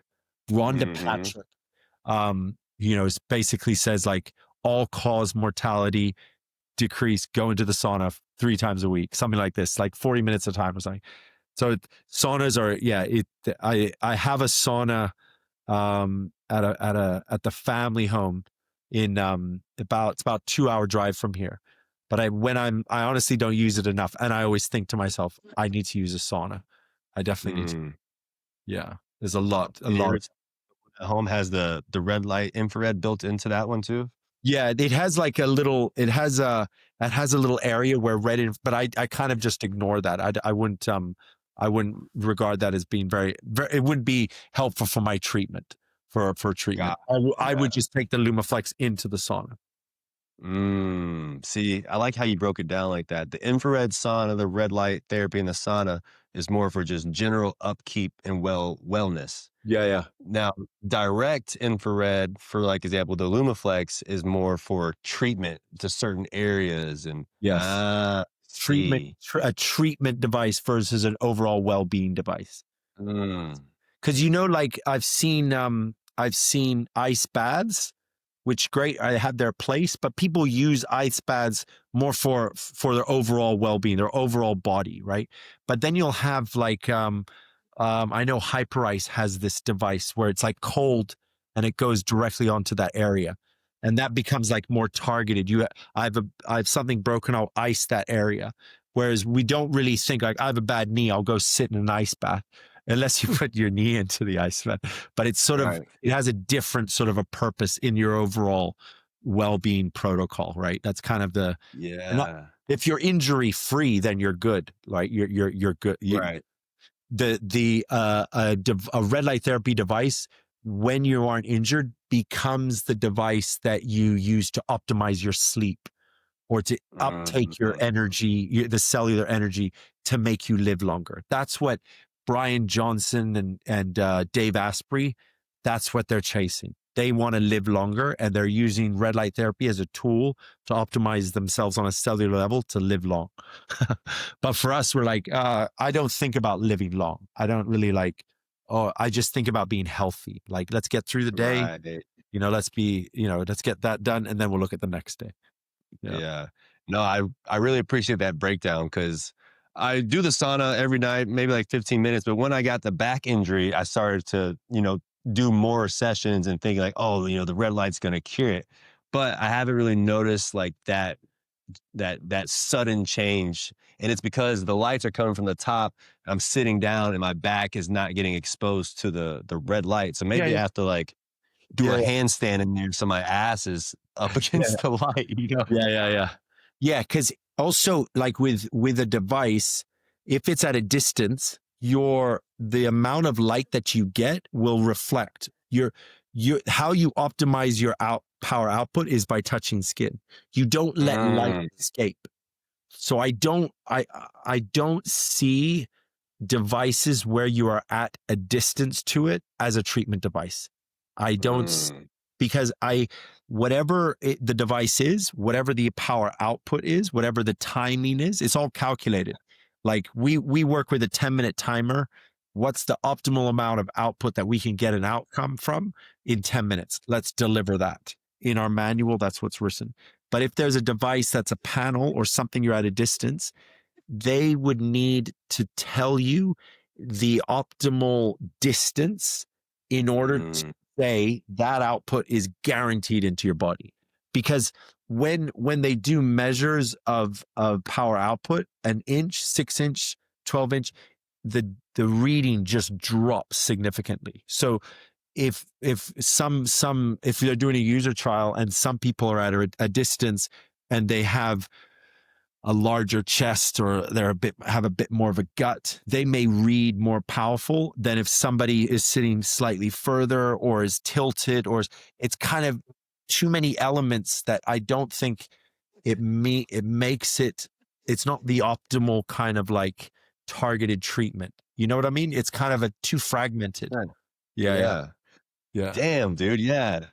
Just for one, bro, you're fucking smart. And I love, like, I'm learning so much, and it's super exciting to me that we're having this discussion right now. Thank you. I'm glad I put something, so all this to use.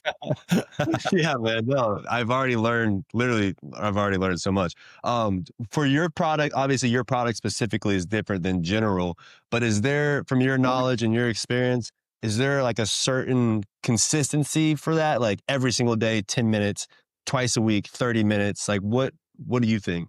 But what I believe and what I preach is every morning and every night. And if I were to pick one, night is the best, I think, to have treatment. If you're not broken, you should get your heart, your chest, you should get your forehead, your neck, and your gut. 10 minutes each every night. In the morning as well, to optimize you for the day. I think if you can do 2, that's your well-being, right? That's your overall well-being. But if you're, say you wake up and you're like, I got to get out on the go, I'm late, the device is inside your bag, I'm on my computer, I'll do this while I'm working. So I get, you can get your sessions, but in your perfect world, you turn off the alarmer, you pull the Lumaflex on, and that's how you start your day. Just like when we were primal human beings, we would wake up at sunrise. Like that's you would want to get red light therapy. That's why you go outside, is to get red and infrared light into your eyes, right? To wake your body up. And then for pain, what we do is, say you have pain, you give yourself a pain measure. You say, I've had this pain for X number of time, or I have this condition, whatever it is. You say, what's the pain rating? You kind of give yourself that pain rating. Like it's 1 out of 10, let's say it's 8. So you do a treatment during the day. It can be in the morning. It can be however, it can be when you remember to do it, whatever. But then most importantly is the treatment at night before bed. And then the next morning, give yourself the pain rating. And if you say, it's kind of like a 7-ish, but still quite 8, you just keep doing this again and again. You follow that protocol until the pain is gone. And in my personal experience with Lumaflex, not with other light therapy brands, it's never gone longer than 2 weeks. For a doctor who uses photobiomodulation in his clinic and he prescribes it, which is pretty rare, most of them won't like let you have another consultation before a month. You have to do that for a month. Then you come back in and say, okay, how are we doing? Anyway, can we look at another alternative or something like this? That's kind of, I think if you do 2 sessions a day, you can track it, but you can't overdose on red light therapy. There's not really a way to overdose. It's there, and there's no negative side effects. So I usually do 2 and do the pain rating. But if you have a way of in your brain, sort of measuring it and tracking it, just like when I was bodybuilding, I would check my weight, and I had a protocol. Like I would shower, and I check my weight naked, right? And I had this. So you and it's just a way that you keep tracking your numbers. If you develop a system like this where you can measure something, that's how you can get data to see if it's working. Damn. Yeah. Do you have an ice bath though? Do you ice the ice bath? I do actually. Yeah. And I could, my protocol could be messed up, but I usually, in a perfect world, I'll do the ice bath. I'll go to the gym in the morning and then I'll do the ice bath. And I only do the sauna or the infrared at nighttime, the red This, light at night only. yeah. Ice in the morning. I think heat at night is best. I like that. Yeah. And I would love, in a perfect world, I would love to do like contrast therapy, like heat, cold, heat, but like I just don't have the time. Yeah. As I'm, trying to build stuff. And so the That's right. perfect world just doesn't exist, but I'm trying to do what I can. Yeah. And I would say after having this discussion, I want to take the red light therapy more serious, because with it being in the sauna, it can be obviously uncomfortable sometimes. You're dealing with the heat, but if I know that there's a lot of science and a lot of benefit going on, then it's just got to take it more seriously. Another thing is the effects of, obviously, on our eyes and basically our hormones. So something, the blue light blockers, people wear these, and basically like all that is checking when the sun goes down and then turning your home into a red light therapy home. Like people do, I've seen people do that. They Holy shit. their home where it's like when they turn on the light, it's red and infrared light. It's all built in. It's all like nanometers built in, because then your brain, just like we were as primal human beings, the sun would go down and we would build a campfire and we'd all gather around the campfire. And that's our biology. That is our, like when that's night goes down, fire on, night goes down, fire on. That's why the flickering of fire calms us. We see a fire at night, we get warm, we get cuddly. We're like, oh, it relaxes us. And dude. You can create that if the sun goes down and then you have like a red light therapy lamp and you turn it on, your brain kind of like, whoa, and you sleep better and all of this. It's really powerful for sleep. Damn, John, you're so right, man. Because I have a fire pit in the backyard, and when we have a fire, you just stare at it and you just get lost into the flame. And wow. Yeah, because my device, I have frequencies built in through the app, and the app, right, it allows the light to flicker.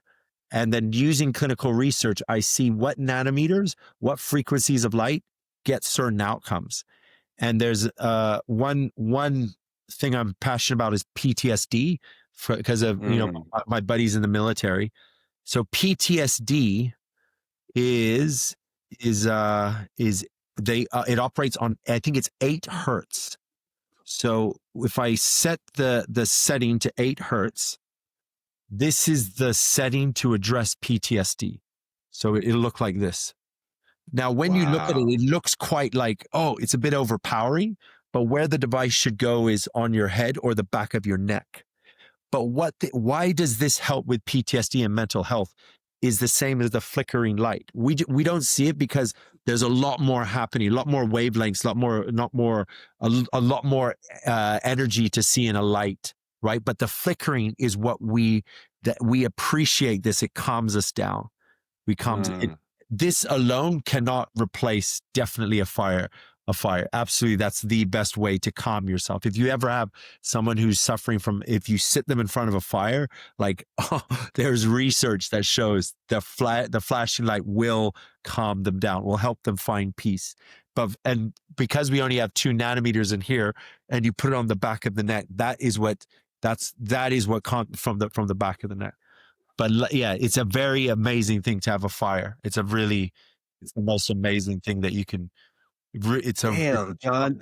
It's a primal thing. You can imagine, as hunters, we would come, we'd have food, we'd eat, we'd sit there full, and we'd watch fire, and that was what we'd go to sleep, and then we'd repeat and with the sunrise. And that's what's broken, where we're all on our phones late at night, or we wake up late. And then if you can introduce that little thing from our primal times, your body's response it's amazing for your body and your health. It's really good for you. Damn, John. I'm going to have to send this to my dad, because my dad used to be in the military. He did like 24 years in the military, wow. Did multiple tours and what do they call them? Why am I blanking on the word? deployments into like Iraq and Afghanistan during that era. And I assume through all this 20 years of fighting wars and stuff, he accumulates some PTSD. And you know what? Every night, man, he builds a fire in the backyard and he'll sit out there till 3 a.m. and he'll almost like to fall asleep out there. Yeah. And then doesn't do it because doesn't know the science behind it or why. But now that you're saying this, is making so much sense of why he does that. Yeah, it's so good. I wish that it was more easy to create. Like the phone call I had before you was with a gentleman I know from Hong Kong. He's in the Ukraine now, and he wants to help me introduce the device to all these clinics from all these war all these guys that are suffering from PTSD from the war. And the scale he's talking about, he's like there's not enough like mental health doctors on the planet just to deal with the people in the Ukraine right now. Like everybody's wrecked. And we're thinking about how to arrange, because he's like, the shipping is going to be a hassle and everything. So I'm like, I'll ship it to the Hong Kong office, and then we try to get it into Ukraine from there. But it really is like the people are looking for solutions for PTSD, but it really, a simple one is just a fire. And every night, yeah. You know, when we see a fire, like a campsite, like we're walking and we see, we're drawn to it. We're like, hey, what are you guys doing? It's like it triggers into our brain of calmness, of fellowship, of like, of holding hands, of bundling up, of being in a community, in a safe, because with fire, we know there's no wild animals, there's nothing dangerous can come, because this is our fire. We stay next to the fire, we're okay. It's such an interesting thing how we all are like, oh wow, they got a little fire, and you sit there and you feed the fire and you kind of chill out. It's something that's it's so interesting for us, right? Yeah, that's so crazy. And you mentioned Brian Johnson. There's another guy I follow too. You might be familiar. His name is Gary Brecka. Yeah, and I've met Ultimate him Human. I met Really? Yeah, many times. He's very cool, very sweet guy. Yeah. He's like I wouldn't say like an idol of mine, but somebody I really look to as far as like information in this space. Can you just touch a little bit on your experience meeting with him? He had a whole thing with Grant Cardone, that whole big breakup, whatever. An ex health thing. Yeah. And since he's done his own thing, like he's got his podcast, he's so good on that. I love his podcast. He's a very, very friendly guy. He's extremely friendly. I met him in Dallas. It was Dallas at an event called CryoCon, where basically it's all these cryo brands and devices. They build cryo machines, but then there's all the wellness guys that come in and together. I met him, and I met his wife. I remember, and his wife, she got a Essential. She got the red one. She got this one. I remember his wife. I can't remember her name. That they don't have the same last name. Yeah, I know what you're talking about too. It's on the top of my head. I've seen her on the podcast, and she's very smart as well. She's very smart, healthy, wellness, all that. Yeah, I did there was an Amazon Prime production, a documentary series called Biohack Yourself. It's now like on Hulu or all the I think probably the biggest one is Amazon Prime. But it's won all these awards, and it was done by this family that's very passionate about biohacking and about hacking your health, and not just for us older people, but for the kids as well. And that movie I was part of, and I remember I met him, I met Gary, his wife, I met some of the top, I think Ben Greenfield was there, all the top doctors and everything. We all came together for one evening in Vegas for the premiere of the movie when it officially launched. And Gary's really, I think, a very friendly person. I think he's honest. He's genuine.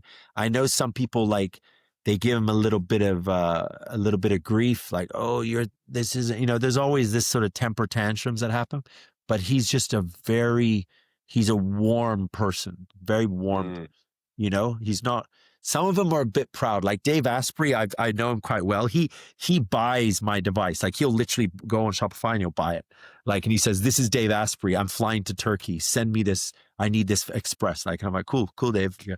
And Dave has his energy, and he's very smart. He's cool. But he's it's a different energy. Gary's a little bit more Yeah. What was the name of that movie? I just want to jot it down so I can check it out. It's called Biohack Yourself. Biohack Yourself. I think it's there's 4 documentaries, and it's basically all these health experts that get together and they all just give their advice, or they share what they're building, a protocol, some solution. Some people are really famous, and some are just other little hobos like me. I was just like, how the fuck did I end up with it? Right. Yeah. So I see you have Lumaflex right there with you. Can you give us can you show it and give us a little rundown on like how it works, how you use it too? So it's like, that's just a rubber pad. These are the 2 that are launched, the Body Pro and the Essential. So the Body Pro has a spare battery. And this is the one that we sell to the military because it's IP67. So you can fully submerge this underwater. And the idea was like, it's environment and temperature tested. It can be in any gym bag. It can be out on the roads, or like my brother went to the Sahara Desert on a motocross adventure with one of his mates. And I was like, bro, you better take this. And did this little video on our Instagram, and because he crashed his bike, they're like driving in mud and everything. So that's what it's built for, for the rough terrain. And it has red, so 630 goes about an inch into your body, and 850, so it goes about 4 inches into the body. Those are the depths at which the light goes into your body to activate that cellular energy, increase circulation, and reduce inflammation. So the difference between the Body Pro and the Essential, all it is that this one's waterproof, this one's water resistant, so you can't put it underwater, and this one has a spare battery. And also that this one has the frequencies with the app. So frequency light is kind of becoming the next generation of light therapy devices, where we don't just want the fixed light. We want frequencies now. Why? Because some frequencies address this condition, like all these different conditions on different frequencies. So like randomly, women's period pain is 40 hertz. Like that's like an actual very important study. So if you scroll the bar to 40 hertz, a woman can use it for a period pain. And it's like clinically, they've done a study. That's the nanometer that you use. And we go all the way up to 100 hertz. So you just pull a study for whatever condition, and it can be for like where the frequencies get interesting is for the brain, is for brain health. So that brings me to the Essential Pro. So this one is the latest one to come out. We launch it in Las Vegas at the Olympia, October 9 to 12.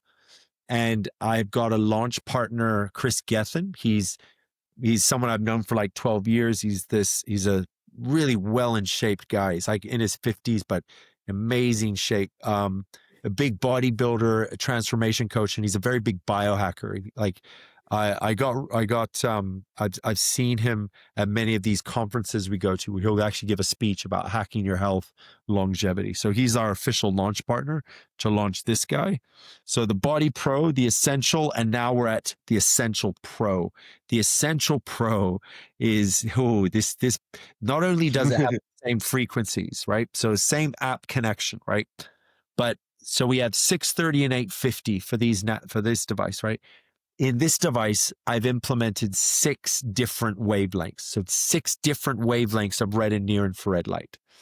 And that's going into your body, you mean? All going in at different lengths. So this one has 630, this one has 630 and 660. This one has 810, 850, 904, and 1064.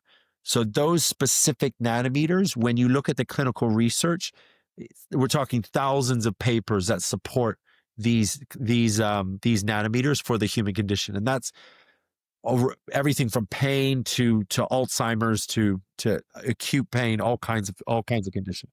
So what I'm excited about with this device is the nanometer that I've got in here, the 1064, the 1064 nanometer. So we're way over on this side of the near infrared spectrum. With red, near infrared, we're right at the edge. We're like going into the thousands. So the 1064 nanometer is deep enough to support brain health. And that, when you talk about PTSD, you talk about frequencies, and then you talk about, now I've got a 1064 nanometer that you can put this on the back of your neck or on the top of your head.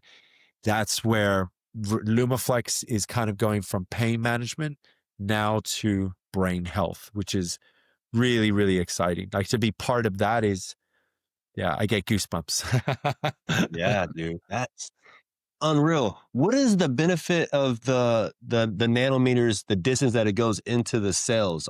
For me, just not knowing, obviously, the further it goes, maybe the more benefits you get. Yes. Yeah, because some of our pain or some of our conditions are deep into our bodies. Like, think about kidney failures. Think about all our organs.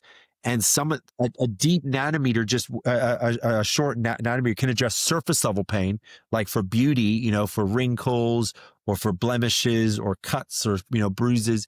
But when we wear a lot of pain or a lot of conditions that really debilitate us that we need to address, it's deep into the body. And then if you think about someone who's holding a little bit of weight, right? And I'm not, of course, yeah. So none of us are walking around with a six pack where we don't have this much. Some of us have a bit of a cushion, and that cushion also that's light that we need. The deeper we go, the more we can address these really very, very serious pain, especially chronic pain. Like, we need to get deeper. We need to get deeper into the body, or look for ways to that kind of goes all into the distance thing, right? Because somebody's saying, I've got gut issues. My digestion is bad. It's like, there's nothing, you got to touch your skin. You have to put the device on your skin. Because there's only so much that it can be done. You need to really optimize how you can get your body to be healed. If someone's sitting with a bad back that they've had for years and years, that's chronic pain. That's deep in your body.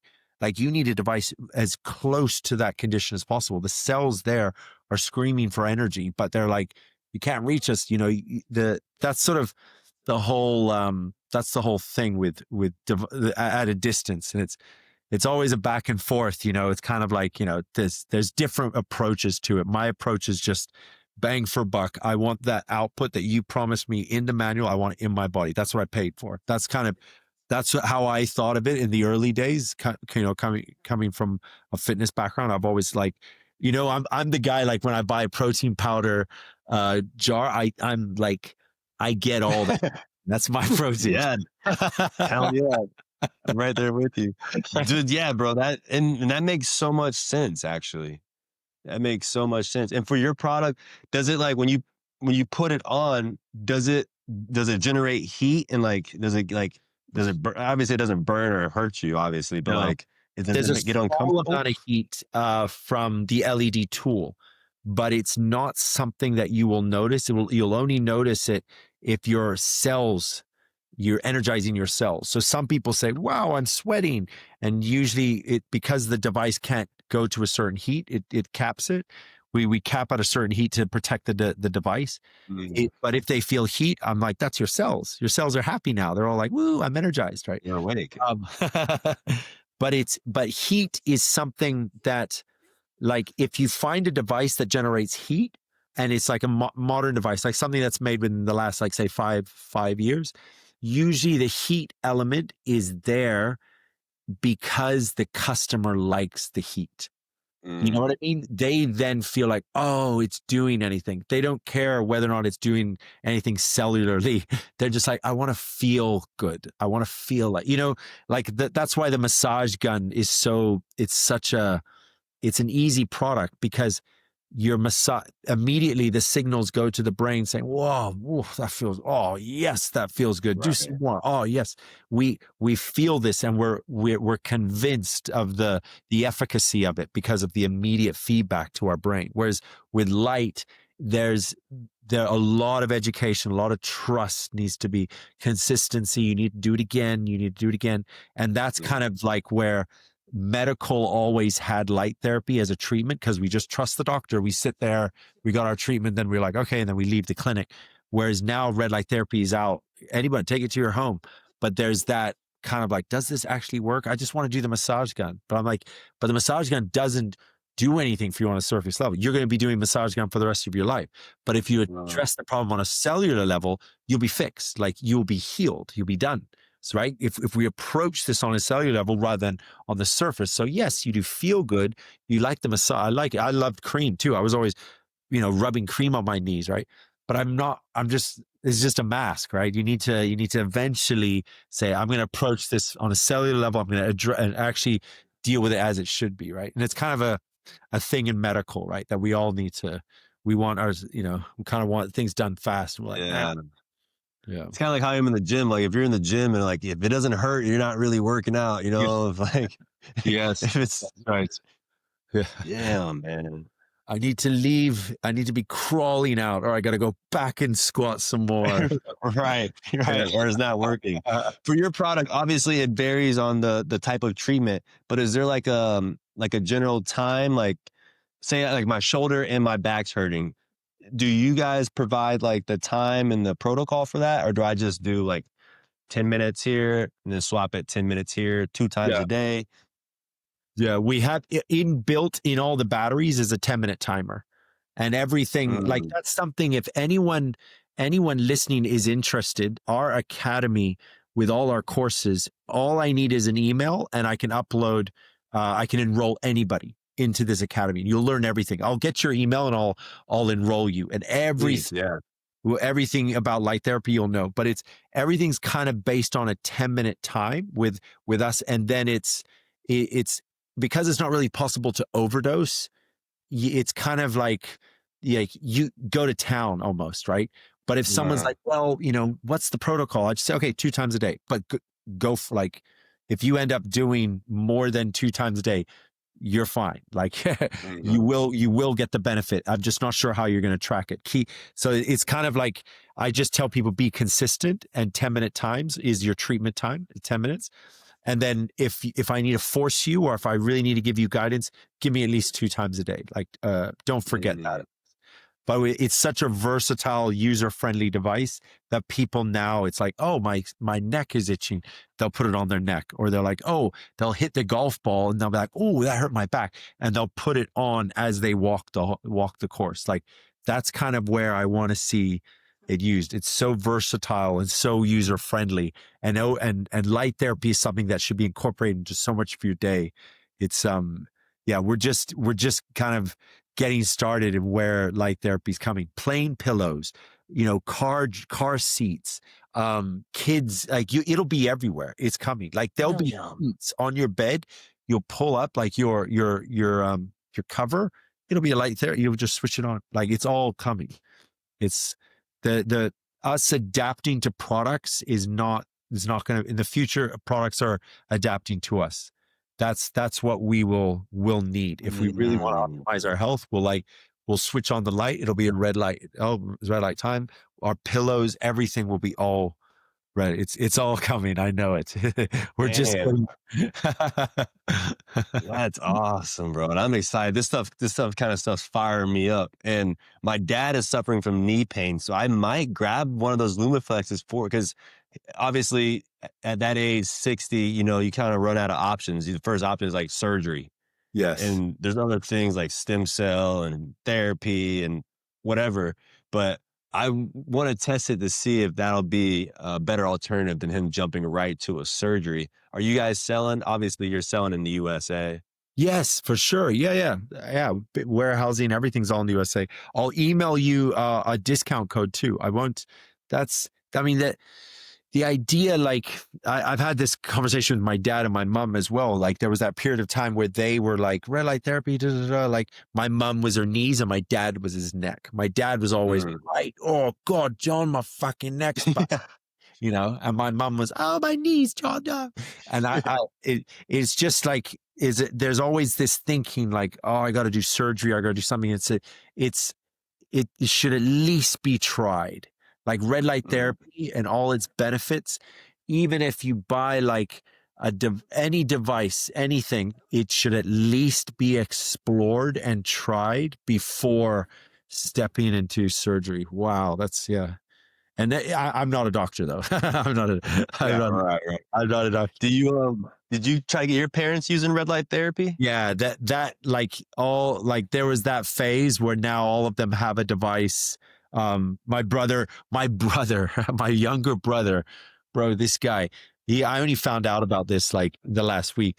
He's ranked number 8 in all of Queensland for this fucking arm wrestling. Wow. He's ranked 8. And he's like going to this, he's going on TV and competing.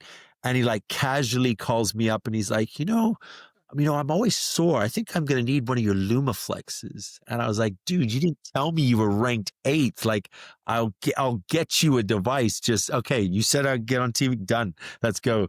So I got him connected with my distributor. But yeah, apparently I found out that he has this little club and they do this every day, and then they're always sore. They're always like in pain. So he's like, yeah, really, I got to work on this. I got to work on, my recovery. And now he's like getting into it because he's apparently a professional arm wrestler. Like it's amazing how it can be used and how it's getting triggered in all these different spaces. But definitely a surgery should be avoided until we've exhausted all these other options. Stem cells is interesting. I've never tried, but I'm very curious about that. I had a few of these bodybuilder guys. The guy Ryan Terry, he's the men's physique champion, the Mr. Olympia champion, and he got one because he's doing stem cells on his knee, and there's like a good combo of stem cells and red light therapy together. So like that I was like, oh shit, I didn't know about that. So I wanted to get into that. But yeah. Let's keep next version of Lumaflex. The next version of Lumaflex is going to be red light and injecting stem cell into your treatment area. Hell yes. Yes. Yeah, the ultimate stack. Yeah. Right. Hack stacking. All right, man, we can wrap up. A few more things. I'm just curious because, like, as I'm having this conversation with you, bro, you're super knowledgeable. Like, obviously, you've been doing this, a lot of studies. What does your personal, like, daily protocol look like? Just not with just Lumaflex, but just general health. Like, do you wake up at a certain time every day? Do you go to bed at a certain time? Like, gym routines, dieting? Yeah. Just out of curiosity. Definitely. Yeah, definitely train. Definitely training is, can always, I will only not train if I'm like physical, like my muscles are too sore, I can't train. So I won't have like a rest day. I'll go to a point where I need a rest day, then I'll rep a rest day. But my rules are pretty much avoid processed food. So if it's in a package, try not to eat something that's out of a package as best you can. I mean, you can never have a perfect world, but if you just have that mindset, you start to like make better decisions. I don't drink any, like that. If we have if there's a wine at an event or something, that's about it. And sunlight is really key because I do not rely just on Lumaflex to get all my sunlight. Like I need to get out into the sun, and obviously there's a much broader spectrum of light out there. Sunlight is super key, and water, hydration. I drink a lot to where I would say I pee a lot, but I balance out the amount that I pee to I never let myself, I can kind of measure the amount of water that I have by the amount that I pee. I kind of keep those balanced. I remember when I wasn't so hydrated, how I wouldn't pee as often. And to me, I was like, that's a good way to measure the amount of water. If you're peeing like not all the time, but if you're peeing on a consistent basis, then yeah, then you're drinking. I hate to say this, but I'm like literally fucking holding my legs up right now, bro, because I gotta go so bad. Do you mind if I just run real quick, actually? Yeah, sure. No worries. Because this is so funny you mentioned that, because I've been trying to take my water intake better, but the thing that it sucks is just I spend so much time running back and forth to the fucking bath. As much as I love doing these podcasts virtually, I much rather sit down and talk to somebody one-on-one in person. I can look at them, I can feel the energy that they're giving off, and it's just a better vibe. So if you know anybody that would be interested or that would be a good guest for the podcast show, please get us in contact, put us together, or just relay them my information. I would love to sit down and talk to them. And with that, I will continue to do my best to improve my podcasting skills and my interviewing skills to one day bring on bigger guests that you would love to see me collab with. All right, appreciate that, man. Sorry, I know. Worries. I'm honestly so appreciative of you spending so much time with me, because obviously you got a lot going on. I'm sure you're a super busy guy. Just to continue through like the routine and everything. Obviously no processed foods, no drinking, no alcohol. For the gym, you have a bodybuilding background. Does it matter? What is your workout? Do you superset 2 hours? You're at 45 minutes in and out? I think no. Oh yeah, never more than an hour. Never more than an hour. Yeah, really. If I do more than an hour, I'm like, there's a reason. Maybe I'm trying to like, I don't know. Maybe I've got like a little excess energy from some exciting deal that just came through, and I'm trying to burn it out. But I don't think more than an hour is ever needed. Yeah, ever.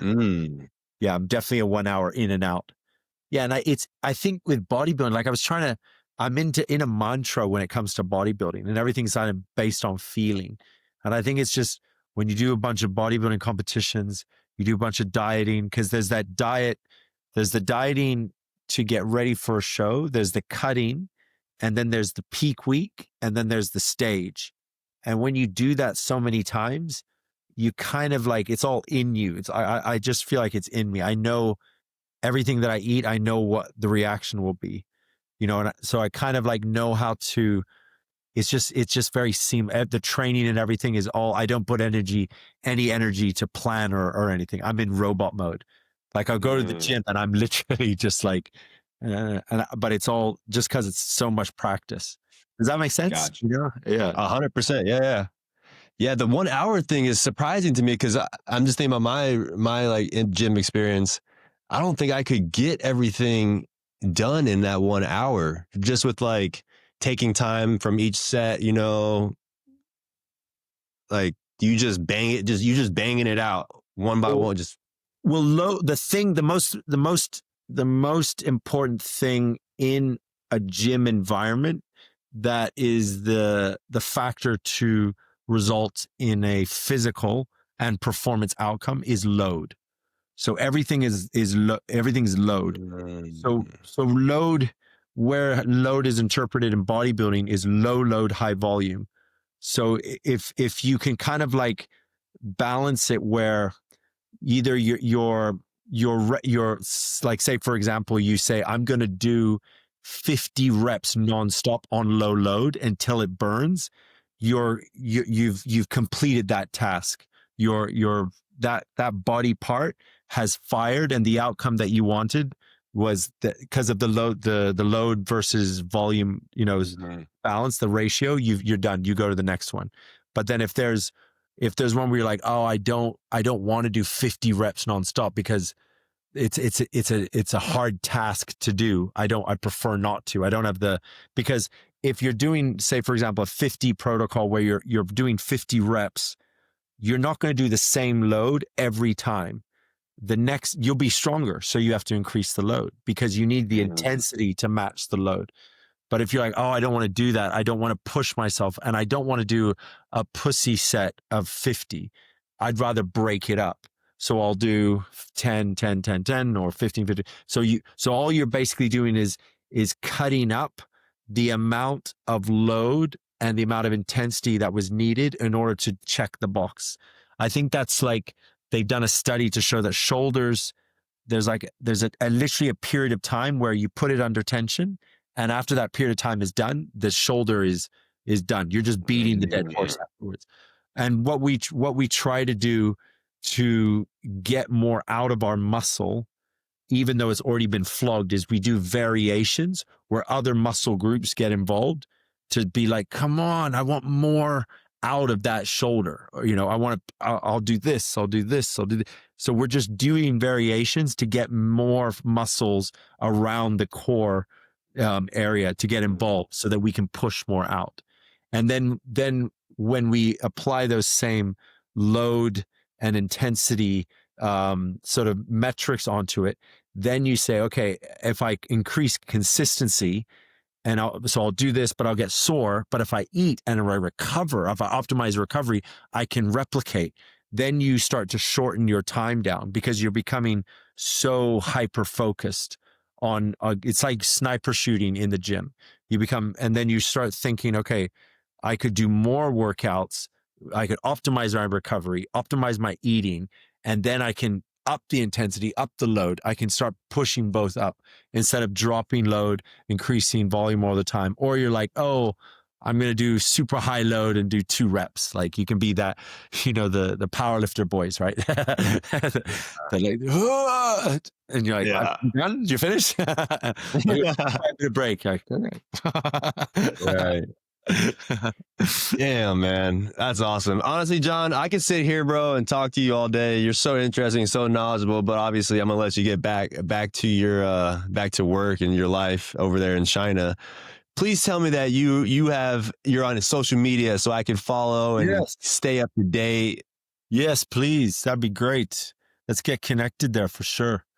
Yeah. Lumaflex is on social media. And then do you do like your own personal social media, like giving out your own experience and expertise and stuff? Yeah. I've got a few accounts, a few Instagram accounts. Okay, cool. Yeah. If you want to, after this, email those over. I'll get those plugged in the description below so people listening can go and follow your pages as well. Fantastic. Yeah. Thanks so much. Yeah. That's great. That is great. Yeah. I'll get all get all the deets. Keep the grind, because I really appreciate it. Sharing all your experience and your knowledge with my audiences. I know the people the kind of talks that I'm having is the people that are going to be listening to this video are the ones that need to hear this kind of shit. So this is like money. That's great. Yeah. I hope everyone finds some value in my shits and giggles. Yeah, dude. No, 100%. And I'm very curious. Like I'm going to get me a Lumaflex for not only me, but for my dad as well. And I'll keep you updated on how our progress is going, but just in general, the whole red light space, obviously I'm going to be following for a while. So maybe in the future, once, you got some new products or you got some new stuff going, I'd love to bring you back on and see where things are at, where you're at, if you're back in Thailand, you're retired again, or what's going on. Yeah, let's give that a try again. Let's see what happens. I'm gonna work remote. Yeah. Right. Why not? Last thing. What's next for John Harper, man? What's after? Like, obviously you're gonna keep building Lumaflex, but is there anything on the horizon? Like, the big dream is the clinical study. That's something I put my name to, and then being part of the movement in the greater photobiomodulation community all over the world, where we really encourage the medical industry to take this on to where it's prescribed, where it's so common that you go to a doctor, you have a condition, the doctor will recommend red light therapy. Just like your father in a surgery, the doctor should say, before we go there, we should try red light therapy and let's see how we do. That's when it becomes the term is the standard of care, is when red light therapy becomes the standard of care in America. Or maybe it starts with one or two states and it slowly grows. But that's the big vision, to be part of that movement. And I think everyone in photobiomodulation, we all think this. We all want to all collectively push for this big change. Yeah. How far away you think we are from that? sometimes I think it's close, then other times I'm like, wow, it's not even, we're nowhere near it. But I think there's sometimes when it can be, you feel like, oh, this could be a 5-year thing where this discussion could be had. But then, as of now, I want to be optimistic and think it's a 5-year thing. That's, better to over manifest, right? Manifest something that really, just focus hard on manifesting it. I mean, who knows? Yeah. You get like someone like Joe Rogan interviewing a scientist or something and going all about it. And then magic can happen, right? It's just manifest. Yeah. Damn, man. Well, either way, bro, I appreciate you. I'm a huge fan. I'm going to follow up and everything. Everybody listening, go check out John Harper, check out his products, check out his studies. And yeah, man, thank you so much. For real. This is fire. This is great. Thank you. Yeah, I appreciate it. Have a good one.